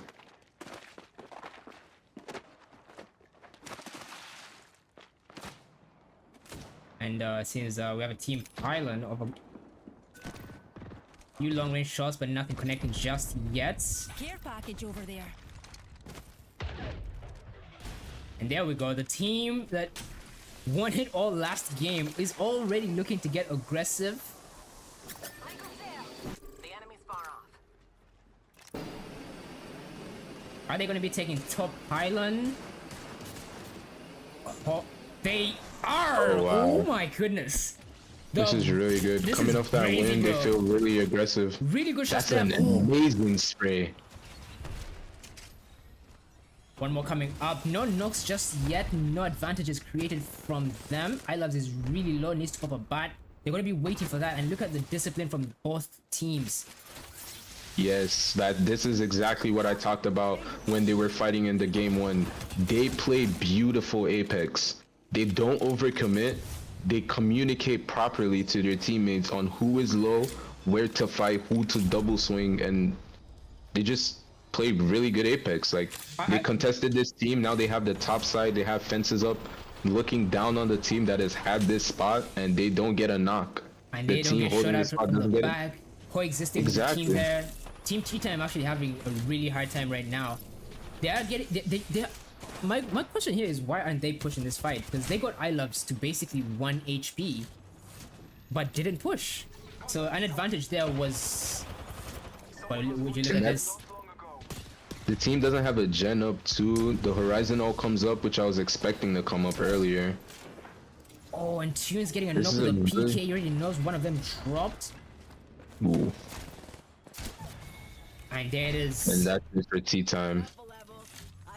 Just beautiful Apex yet again. Like, just beautiful, beautiful Apex. We have DH running into BNS. BNS also having a rough time. A 4 literally 1 HP. He's gonna be able to pop the bat. He does. Now looking for a way to get back into that fight. Oh, but Baku taking a ton of shots and goes down. Now BNS in a tough situation right now. Fraud gonna be walking up. Oh, they play the knock really Frog well. gets annihilated with the Havoc. And now it's a 2v1. Does he take the fight or he chooses to rat? But do they know he's there? They're gonna let Is them the get back question. up. He can't take the 2v1. It's a smart play there from A4. They don't have a Bloodhound. I don't think they find him. And the thirst as But well. I feel there like on the Fraud. other, Hostile over there. they might know. I don't think they get him, to be honest. Oh, would you look at that? They're gonna be running away, gonna be going to the other side, and he doesn't get spotted. All to here Nice. looting. Yep. So I wonder. These guys are still pushing everything they see. I loves once again I really leading the like charge that. and hunting down 1P. That allows SOA to walk into zone. It's a good passive there on the door. Kind of prevent or halt the push. I see somebody. The play I loves is making up on this team allows SOA to walk in the zone. I wonder what they do on that other side. I loves also getting aggressive here with his Volt. Tries to nade the door open, but he misses. There's also a Q at the bottom he doesn't decide to take. Oh, well, would you look at this? Spreading out the FSD fight also first, all the way on height, looking on as 1P finally gets pinched in this building. Nothing they can do right now. Monarch's looking to be aggressive. The Gibby ult goes down. And 1P actually just playing the runes, playing the angles correctly. Tunes looking to make a play. I don't think this team knows I loves is under them. I loves could really make a really good flank right here. The horizon all comes out. I think they're communicating to him that they're in trouble. I loves decides to make the flank. I don't think he has an angle on them yet. They get I loves to one shot. But he should be able to get the bat off maybe. He smokes But Dharma himself. tries to get a few shots there with a Havoc. The 3S Havoc is... Oh my goodness. Really good. As you can see, this is the power of Catalyst right now, just showcasing itself. You can prevent anyone, no matter how good they are, from entering a room, and it just takes almost all the utility, everything your team has to break this. It's always a rough time. 1P Catalyst keeping his team alive. That's another thing. Fighting cat teams, even though you win and there's a third party coming in, it's just so hard to keep up. She's such a good character. She just instills fear into teams, especially aggressive teams that like to push in. Yeah, 100%. I mean, even if you can kick the door down in 2 hits, it still is very difficult for a team to really get in there. And they do have a Gibby as well. Like, no matter how much... Ooh, wait, one door goes down. Gibby is 1 HP. The Catalyst goes down. MNS... Oh, Oh, that is oh, goodness. such a clean fight. Oh my god, that is such a clean fight. Yet again, showing their experience in another fight. But would you look at this? FST actually giving up top bridge and not able to third party this fight. Now, Monarchs getting as much loot as they possibly can. Going to be getting back topped up to full HP, and they're already ready for the next fight. FST Remember now the- coming in to look over them, but it's already too late. And this is the same mistake they made even in the second game from Roll's Edge. Not being as aggressive. I feel like they're being a little too passive in my opinion. It's too much. Yeah. But this walk up that I loves and his team did over here to kill this team allows SOA enough time to fight behind them if they're still alive. Yeah, that because SOA were around like literally behind their team, and them walking up there allows them to walk up into zone. Do you know what I mean? And now them walking up into zone, it just depends, like as I was talking about, if they can like stack up KP. I think they're focusing on placements right now because their placements have been bad. Maybe they feel like their fighting is not as good. They're trying to like maybe rotate into zone, see how we can play from there. But still, they're playing this really good. These teams are rotating really good today. Like really good. We have another fight actually happening over here. Nexus Esports finally running into TSL. A little bit of damage getting the shot out. Oh look, the party ult goes in and the shots, do they connect? Yes they do. They finally get a knock. That's an opening kill there for them. Are they going to be able to engage on this fight? Will they capitalize on this? Gunslinger leading the charge on the Pathy. And they get the thirst as well. It seems they're content with that KP and going to be backing out of that. But little do they know, Universe 7 on their back, taking the... Look at that, Pathy grapple, Pathy ultimate. I know, man. It is 3 teams in a span of 5 seconds using that ultimate. It's so useful. It just allows you to do so much on the map. And so far the game is getting a little bit quiet. TSL losing a member of their own and still getting pushed by Team Nexus. Nexus might have to kill this quickly because of UNV7 behind them. That was an amazing shield thrown by 09. Tries to get the angles. The same fight MNCRP was having is about to be replicated by Team Nexus. Gonna be, ooh, that is good shots by 09 right there. Holy. Oh my goodness. Would you look at this? On the outskirts of the map, BNS finding themselves in a pinch. That's the Havoc saying, no it doesn't. He needs to back up a little bit. Afro now trying to top up his health. Pops the badge, gets it off. And the flatline doing a lot of damage. He gets a knock. Oh. Amazing knock there from him. He decides to pop a Phoenix. Oh, there we go. It's a bad... Oh, his teammate getting shot at from the... No way. They get angled out and DH coming out on top. BNS getting eliminated in 6th. That's another team I told us to watch about. Look at them. They have triple purples off their first fight. And SOA also finding themselves in a pinch. Being gonna be popping the Q here. Avoids the ultimate. They're being very aggressive. 2 of his members going down. He's 1v1. He pops his bat. Playing the knock as long as he can. Use ultimate, still preventing him from getting close to his teammate. On your feet, darling. He decides to res. The nade's coming in by the fuse. This is really good decision making here from Bean, getting the teammate he can actually get up without any issues. Right here, a bit risky, but he doesn't get shot at and he should be fine. They have the solo behind them from Chief Opus. I think that's the person they were chasing and just let leave. I think they might triple swing him. Opus not taking the 1v1 here is a bit of a risky play. I feel like he could have gotten back his teammates, especially since the horizon was quite literally flesh in that fight. Yeah.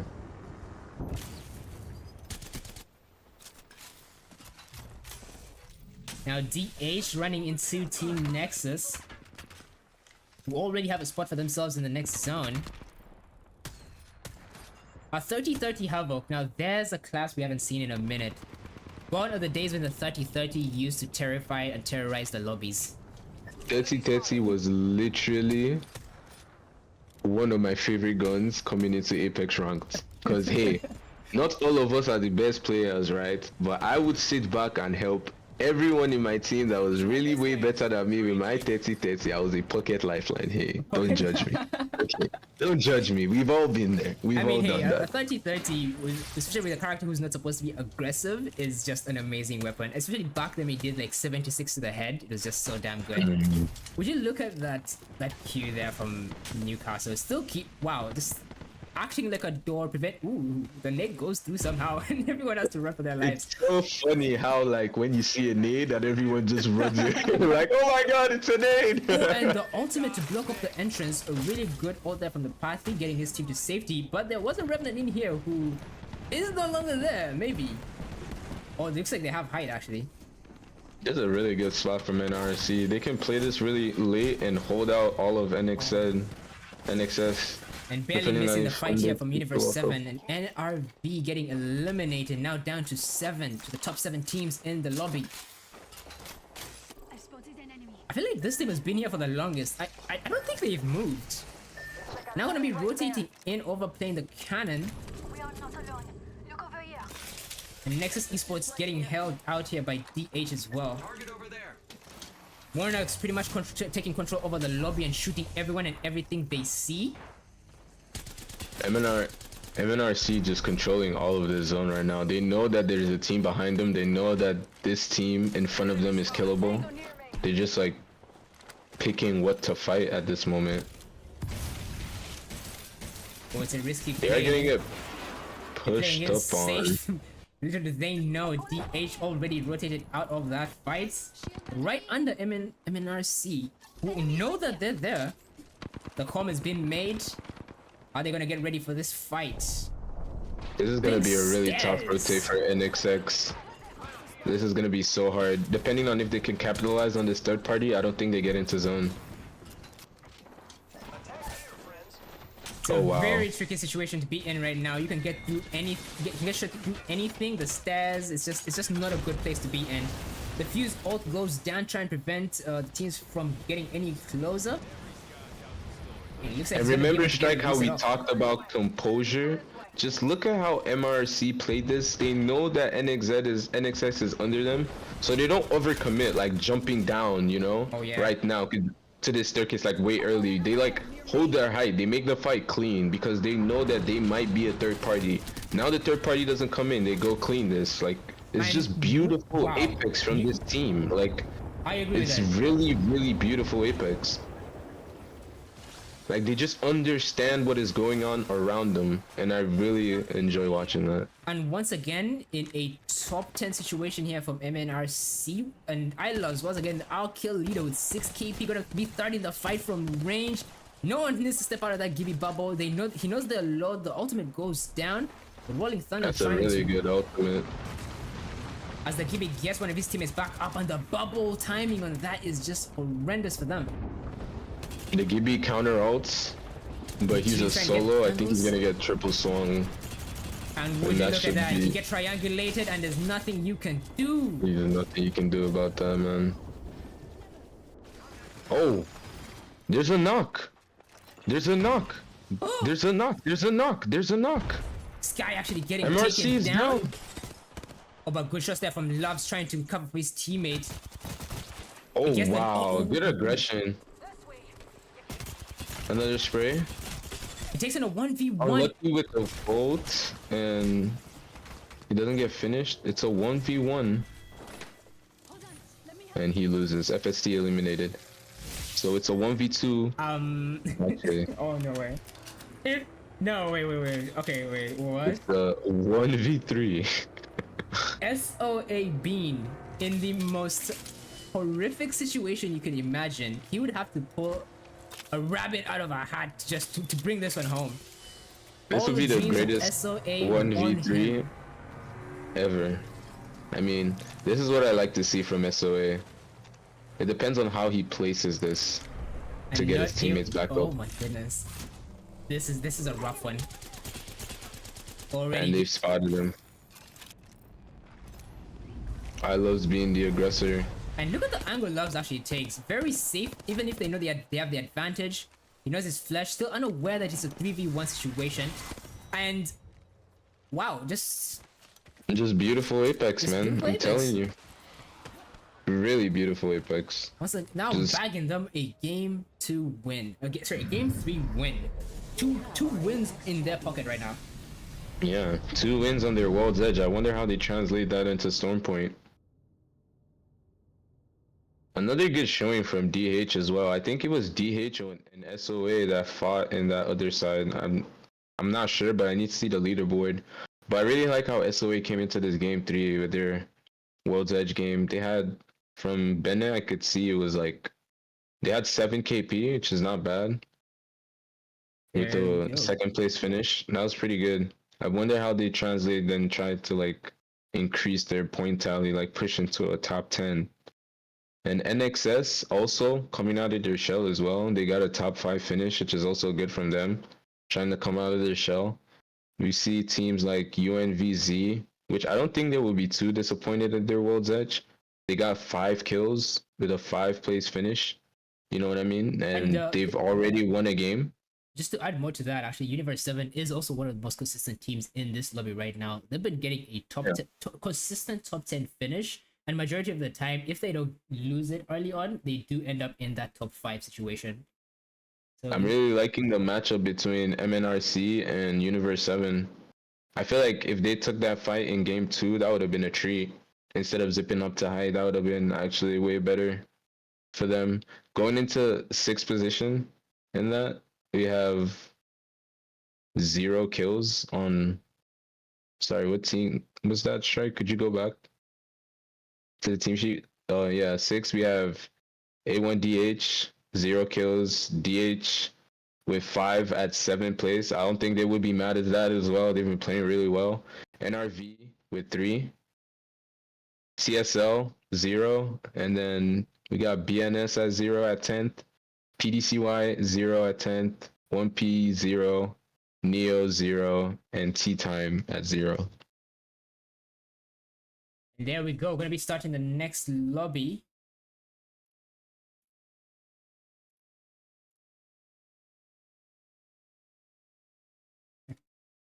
Seems the players are going at it already in the chat. In the voice chat, right? I mean, you love to see it, man. Like that's part of it, man. That's what it's all about. Like these guys put in a lot of practice, you know. Like you have to stop. They really do, actually. We do want to see some of those beefs kind of growing. You know, I want to see some of these guys really just hunting each other down just out of spite. No, I'm joking, guys. We do want a nice, clean competition. No hitting below the belt. Yeah, but it will make nice for some friendly banter. Let's put it like that.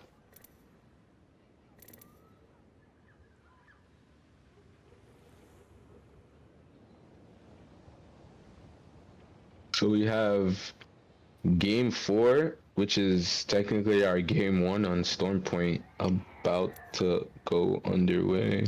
But it seems that we're going to be getting a restart as one of the members did disconnect. So we're going to be waiting for that one. Hanging, guys. We're going to get a restart in 1 second. Okay, back to the casting scene.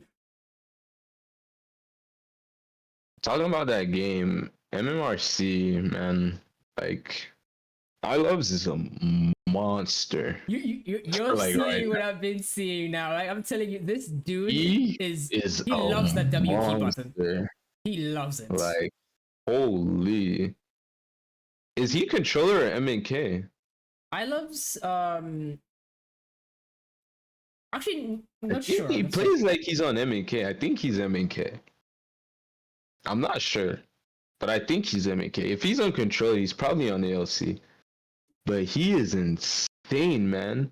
His aggression, like, I feel like he's probably the one communicating to his teammates, because if you look at most of the fights, he's the one doing the entry damage, playing the weird angles, like his teammates are having his watch over. Oh yeah, 100%. Stuff like that. Like, and the they best part play about like it is really good Apex. yeah, he's playing the bank, so he does kind of entry for his team while still providing cover, you know, and that double time really does come in clutch, as we've seen iLoves get to 1 HP multiple times, and his team is always coming in behind him and helping him out.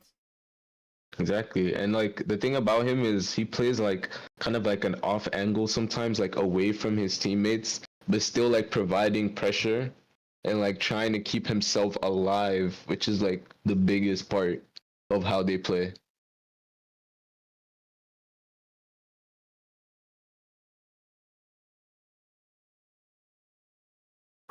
I'm hoping to put that on. What's your favorite underdog team in this tournament? I know we've been like shining a lot of light on the big names like DN, SOA. I'm gonna be honest. You know what I mean? Here's my 2 top underdogs. Yeah, number 1 SOA, because I love these guys, and then number 2 is Nexus Esports, because I've played with Wikis before, and I feel like he does have the potential to like do a lot. This one time when they actually did get a top 3 finish with a ton of KP, I feel like they're having a rough time figuring out what works for them, and it really does show when they come into these events. Maybe they're not playing together in ranked and not getting the right amount of The games, width. exactly. Yeah. Exactly. And I think they need to work with each other. They need to play ranked with each other like they are brothers. They need to literally be in the same room, in the same like they need to be aligned, they need to play like a well-oiled machine. Yeah. you know and Yeah. we're seeing I agree. MNCR like played like that. How they play, yeah. Exactly. They had like a 3v1 situation with the Gibby that end game, and they played it to the T. No one overextended unless it was necessary. We had them triangulate one person to secure a kill and a high placement finish, which is working for them. They played this game amazingly. It's splendid gameplay from them. I agree.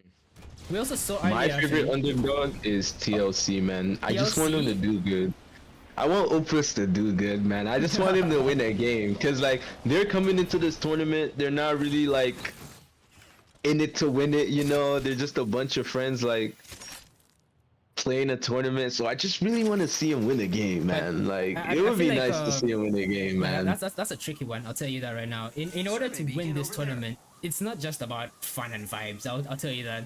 Yeah, I You guys really know, have but to win. like it would be a good story, no? If they just like it won is. It would. But it you would. better be winning that story, yeah? Like, you better be ready to take on two lions one Cumberland in a 3v3 end game if you really want Nah, that they story to go. got this, man. They got this, man. I believe they got this, man.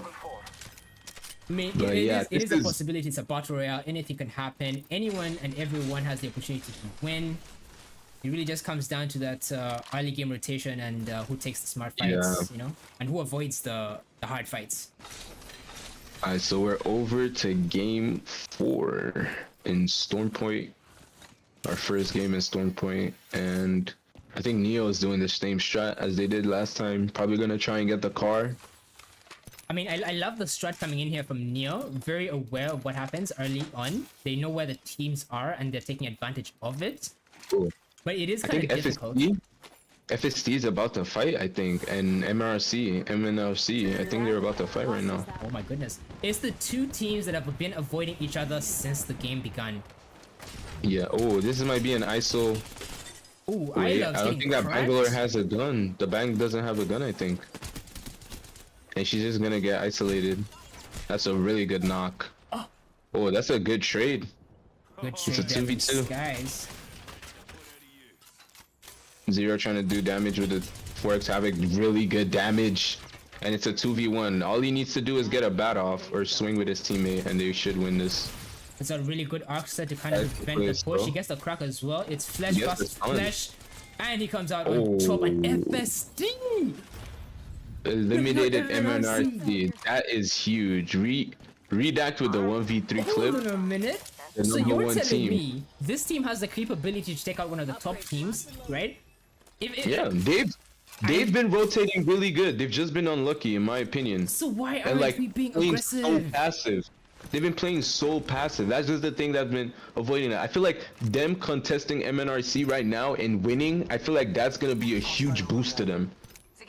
Like going into this tournament. Oh yeah, Because that 100%. is I the mean, number one team. That is the what we team that want, got actually. 19 kills. You know what I mean? Yep. Like them contesting that team and winning is gonna give them so much momentum going into this tournament. They probably feel like they can kill anybody right now, which is how you should feel going into the tournaments. Exactly.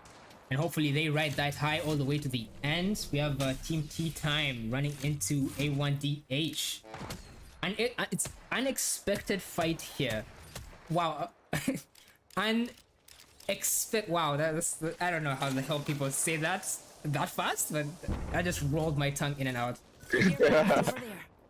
That's a hard one. Unexpected fight. Unexpected fight. Oh yeah, there it is. There it is. Unexpected fight. Ooh, Jagger forgetting that they're in the middle of a fight, turns his back and loses his shields for it. Jeez. So far, He poking away thought at he each heard other. one behind him, but he didn't. FST hearing the shots. FST riding off that high from killing MNRC. They're probably gonna try and be aggressive on this. With a 3x Spitfire, that's rare. And look at the change in comps here. We have a Pathfinder, Bangalore, A and Revenant and a Revenant. Bang. Really Interesting switch up, interesting. yeah. I wonder what changed. A1, oh, looks like A1DH looking to be aggressive. Revenant popping his ultimate and trying to walk up and catches two. Gets one Oh to my one. god.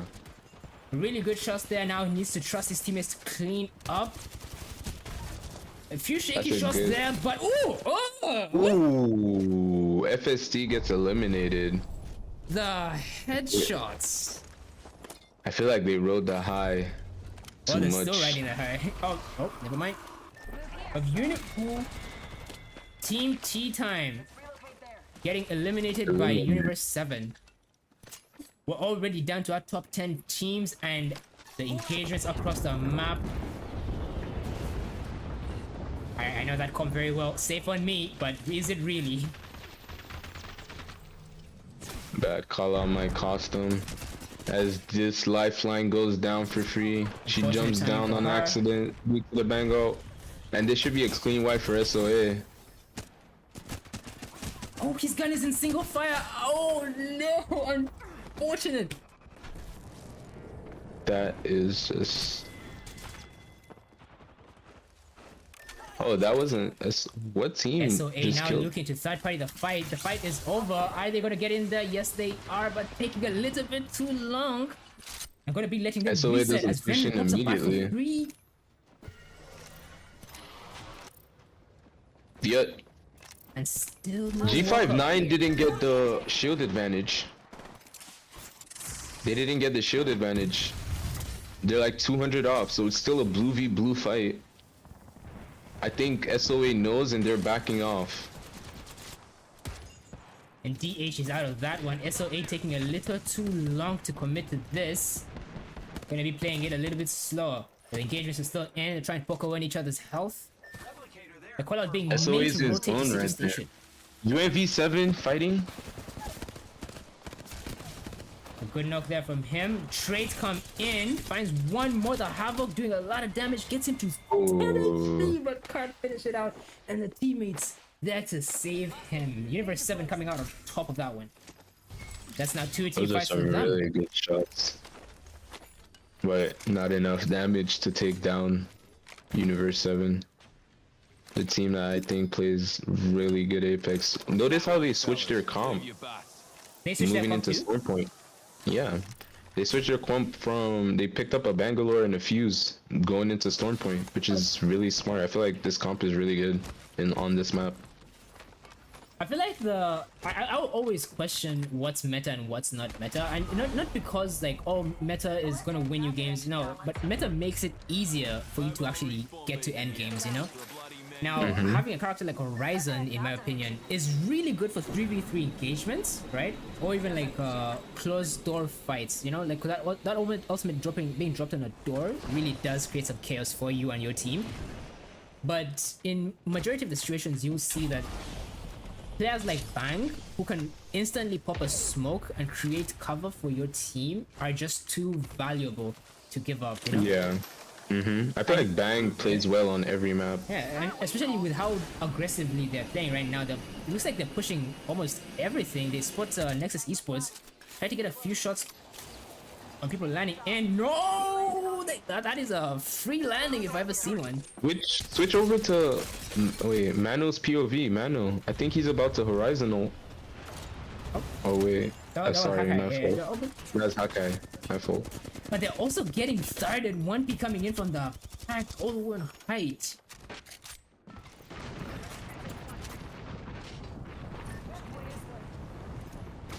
And Nexus Esports gets to see another day as Universe 7 does not commit. Doing very well. There's a nearby third party and they don't want to risk it. A triple take and a vault is... Oof. No. Not the best loadout you want to have in a tournament. Not the worst. Not the the worst. worst, The not the triple worst. take is not. It got. Did it get buffed? I mean, Or- it no, I did don't get think buffed, where Did it? it no longer takes 3 bullets to actually shoot, you know? But like, I No. feel like it's still as inconsistent as it was. Because at range, it basically feels like a shotgun, you know? Like, your pellets are very Yeah. likely not to actually hit past like 50 Unless meters. it's the headshot. It's only like the headshots that That hit headshot for do be like working though. good damage. 107 to the head.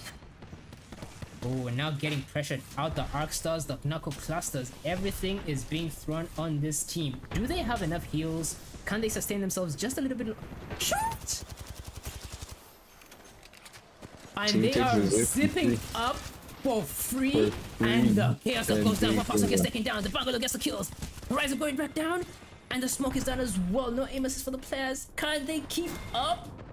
Zoro now, the last person for his remaining for his team, needs to pop a med kit. Now down to a 3v1 situation. Universe 7 playing that perfectly. Wow. I mean, allowing them take the zip line is just where they messed up right there. I feel like they have high control. They should not allow a team to zip up to them for free like that. And Universe 7 obviously realizing, oh, I'm not taking damage going up this zip. This is winnable. And you know, like I said, they play beautiful Apex. When a team realizes you've made a mistake, they're gonna capitalize, especially a team of this caliber. 100%. Here's a wee numpty. Now Universe 7 enjoying ultimate height over here. Getting as much loot as they possibly can. It's a beautiful day out here. For them at least. It's a good cue. Wow, with the fuse just allowing them to just take this whole roof if they wanted to. But really good shots there. Mano gets cracked. With the Horizon getting aggressive. It seems Universe 7 no MNCRs not in this game right now, and they're going to be pushing everything, trying to capitalize on this. Can they get a hashtag one with as much KP as they need? It's a really good angle Russo's holding. It's a good Newcastle ult as well from the team inside. And there is a rat as well. Zoro coexisting with everyone in this building. Gonna be some engagements as well on the north side of the map, but nothing just yet. SOA has a free walk into zone. I wonder what they decide to do later on into the game. I think Neo Enigma taking a lot of damage, getting taken down to 30 HP. Still needs to back up even more. Taking a little bit long to pop that bat, and they are getting pinched. DH pushing up with so much aggression. Ultimate was very questionable, as well as a questionable Q. That was a really good opportunity there to do the fuse exploit. Exactly. That's exactly what was The in my mind. DH does get a knock from one of them taking the zip line, and this should be 2 knocks. That's 2 knocks. Ooh, an Enigma Only going one down. gets the escape from the team. You look I at wonder this. if they get the res off and get 2 of their kills. So we literally look away for just a second, basically blinking, and Universe 7 already has another wipe. Neo now getting rough Universe sport, 7, getting shot from all sides. The last person remaining is also 1 HP, trying to do as much movement as he can. He runs into another flare. It's looking like a horror show out here. And he gets caught off guard by a Hake. I know those situations. He's probably running around with his whole team. There's a guy there. SOA now aware of the situation, down to a top 4 situation at around 3, It's a taking really ultimate good height. play by SOA. Remember I talked about they had a free rotation. I wonder what they do. Now they get to fight Universe 7 in the same position. And Universe that 7 Universe looking to 7 wiped the replicate other what they team. did. Will they be able to? I mean, Chaos does have a Devo, a good I don't- smoke. Can't see anything on the zipline, nothing just yet. But Universe 7 opts to not Just push tries this to fight. leave. Oh my goodness, every time you look away. Every time. Like, oh my god. Can you people take it easy, one at a time? Oh, the fight's going down. They decide to push back into the zipline. And SOA still controlling the height, now preventing the cross.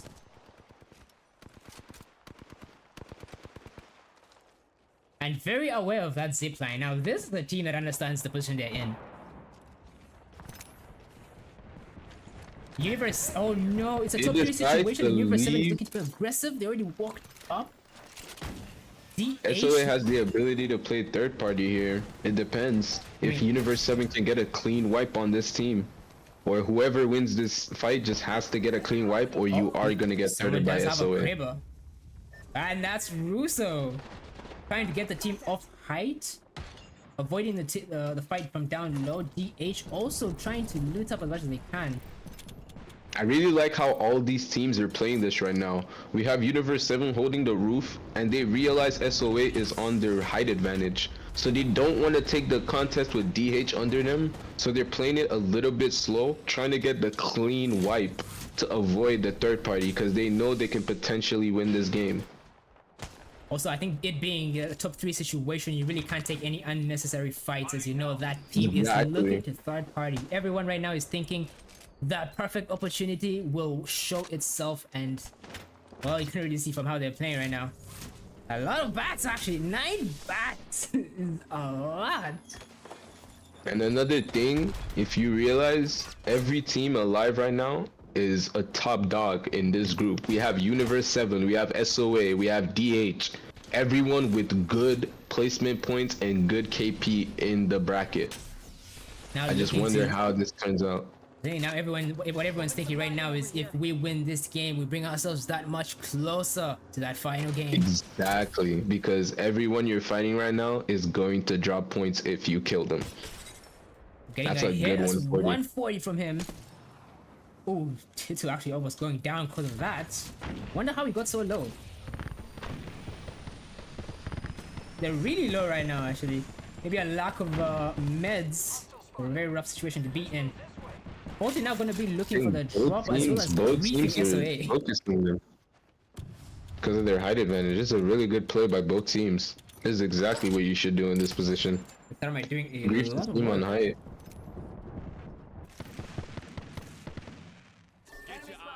SOA does have a Pathfinder. They can choose to go anywhere they want. And it looks like that triple take is doing work. We're just so they have a longbow and a triple take, but they are trialing a Kraber. Good shots there. That's that headshot I was talking about, 79.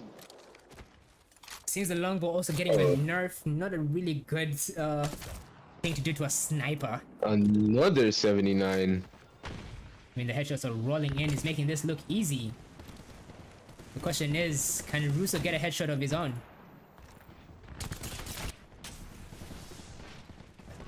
Some really good damage by Hackies. DH now going to be rotating and playing the low ground. Very, very shaky wall to be in. And Mano also on the fuse, making it even harder for this team to play any sort of cover right now.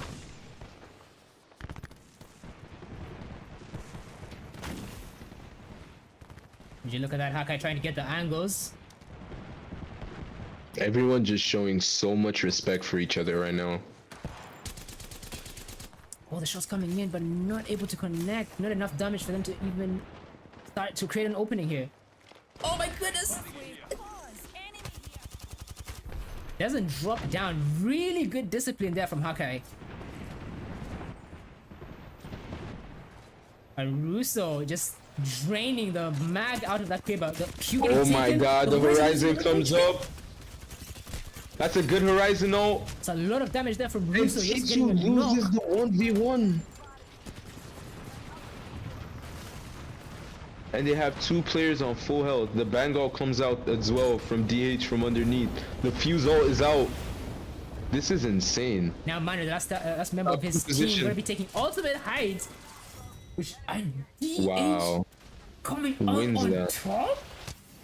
That's insane. Judging from them having the worst position, moving into that zone. I mean, SOA kind of transitioned into having the worst position as their height advantage was taken away when the zone kind of pulled. That is true.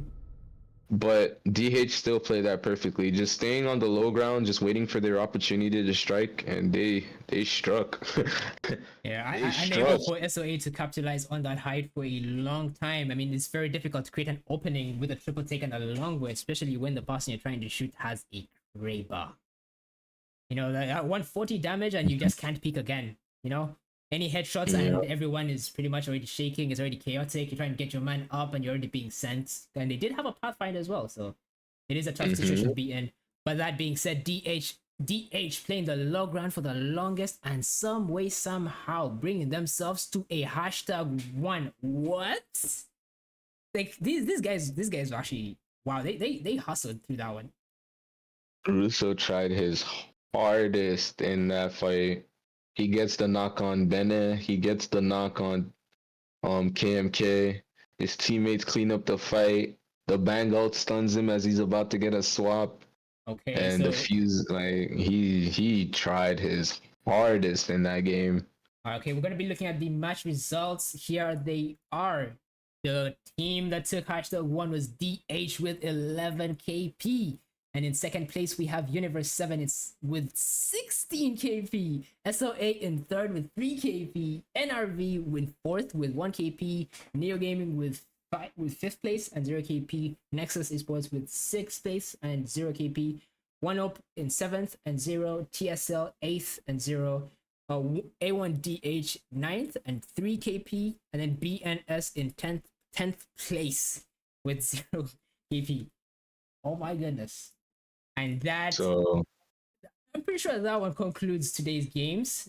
I know we had a rough start. Well, it do be happening, man. Oh my goodness. But we hope you guys enjoyed it regardless. Man. CJ, Universe 7, they clutched up, man. They did. But I guess for those who do not know, I have been co-casting with CJ. He is coming in and helping me out. Especially, I'm glad I was with him today because I would have lost my mind today. It was a really fun and exciting first day for me as well. I really it's not always as rough as it is today, but hey, man, glad to have you here. That being said, guys, if you enjoyed what you saw, leave a like, subscribe for the next one.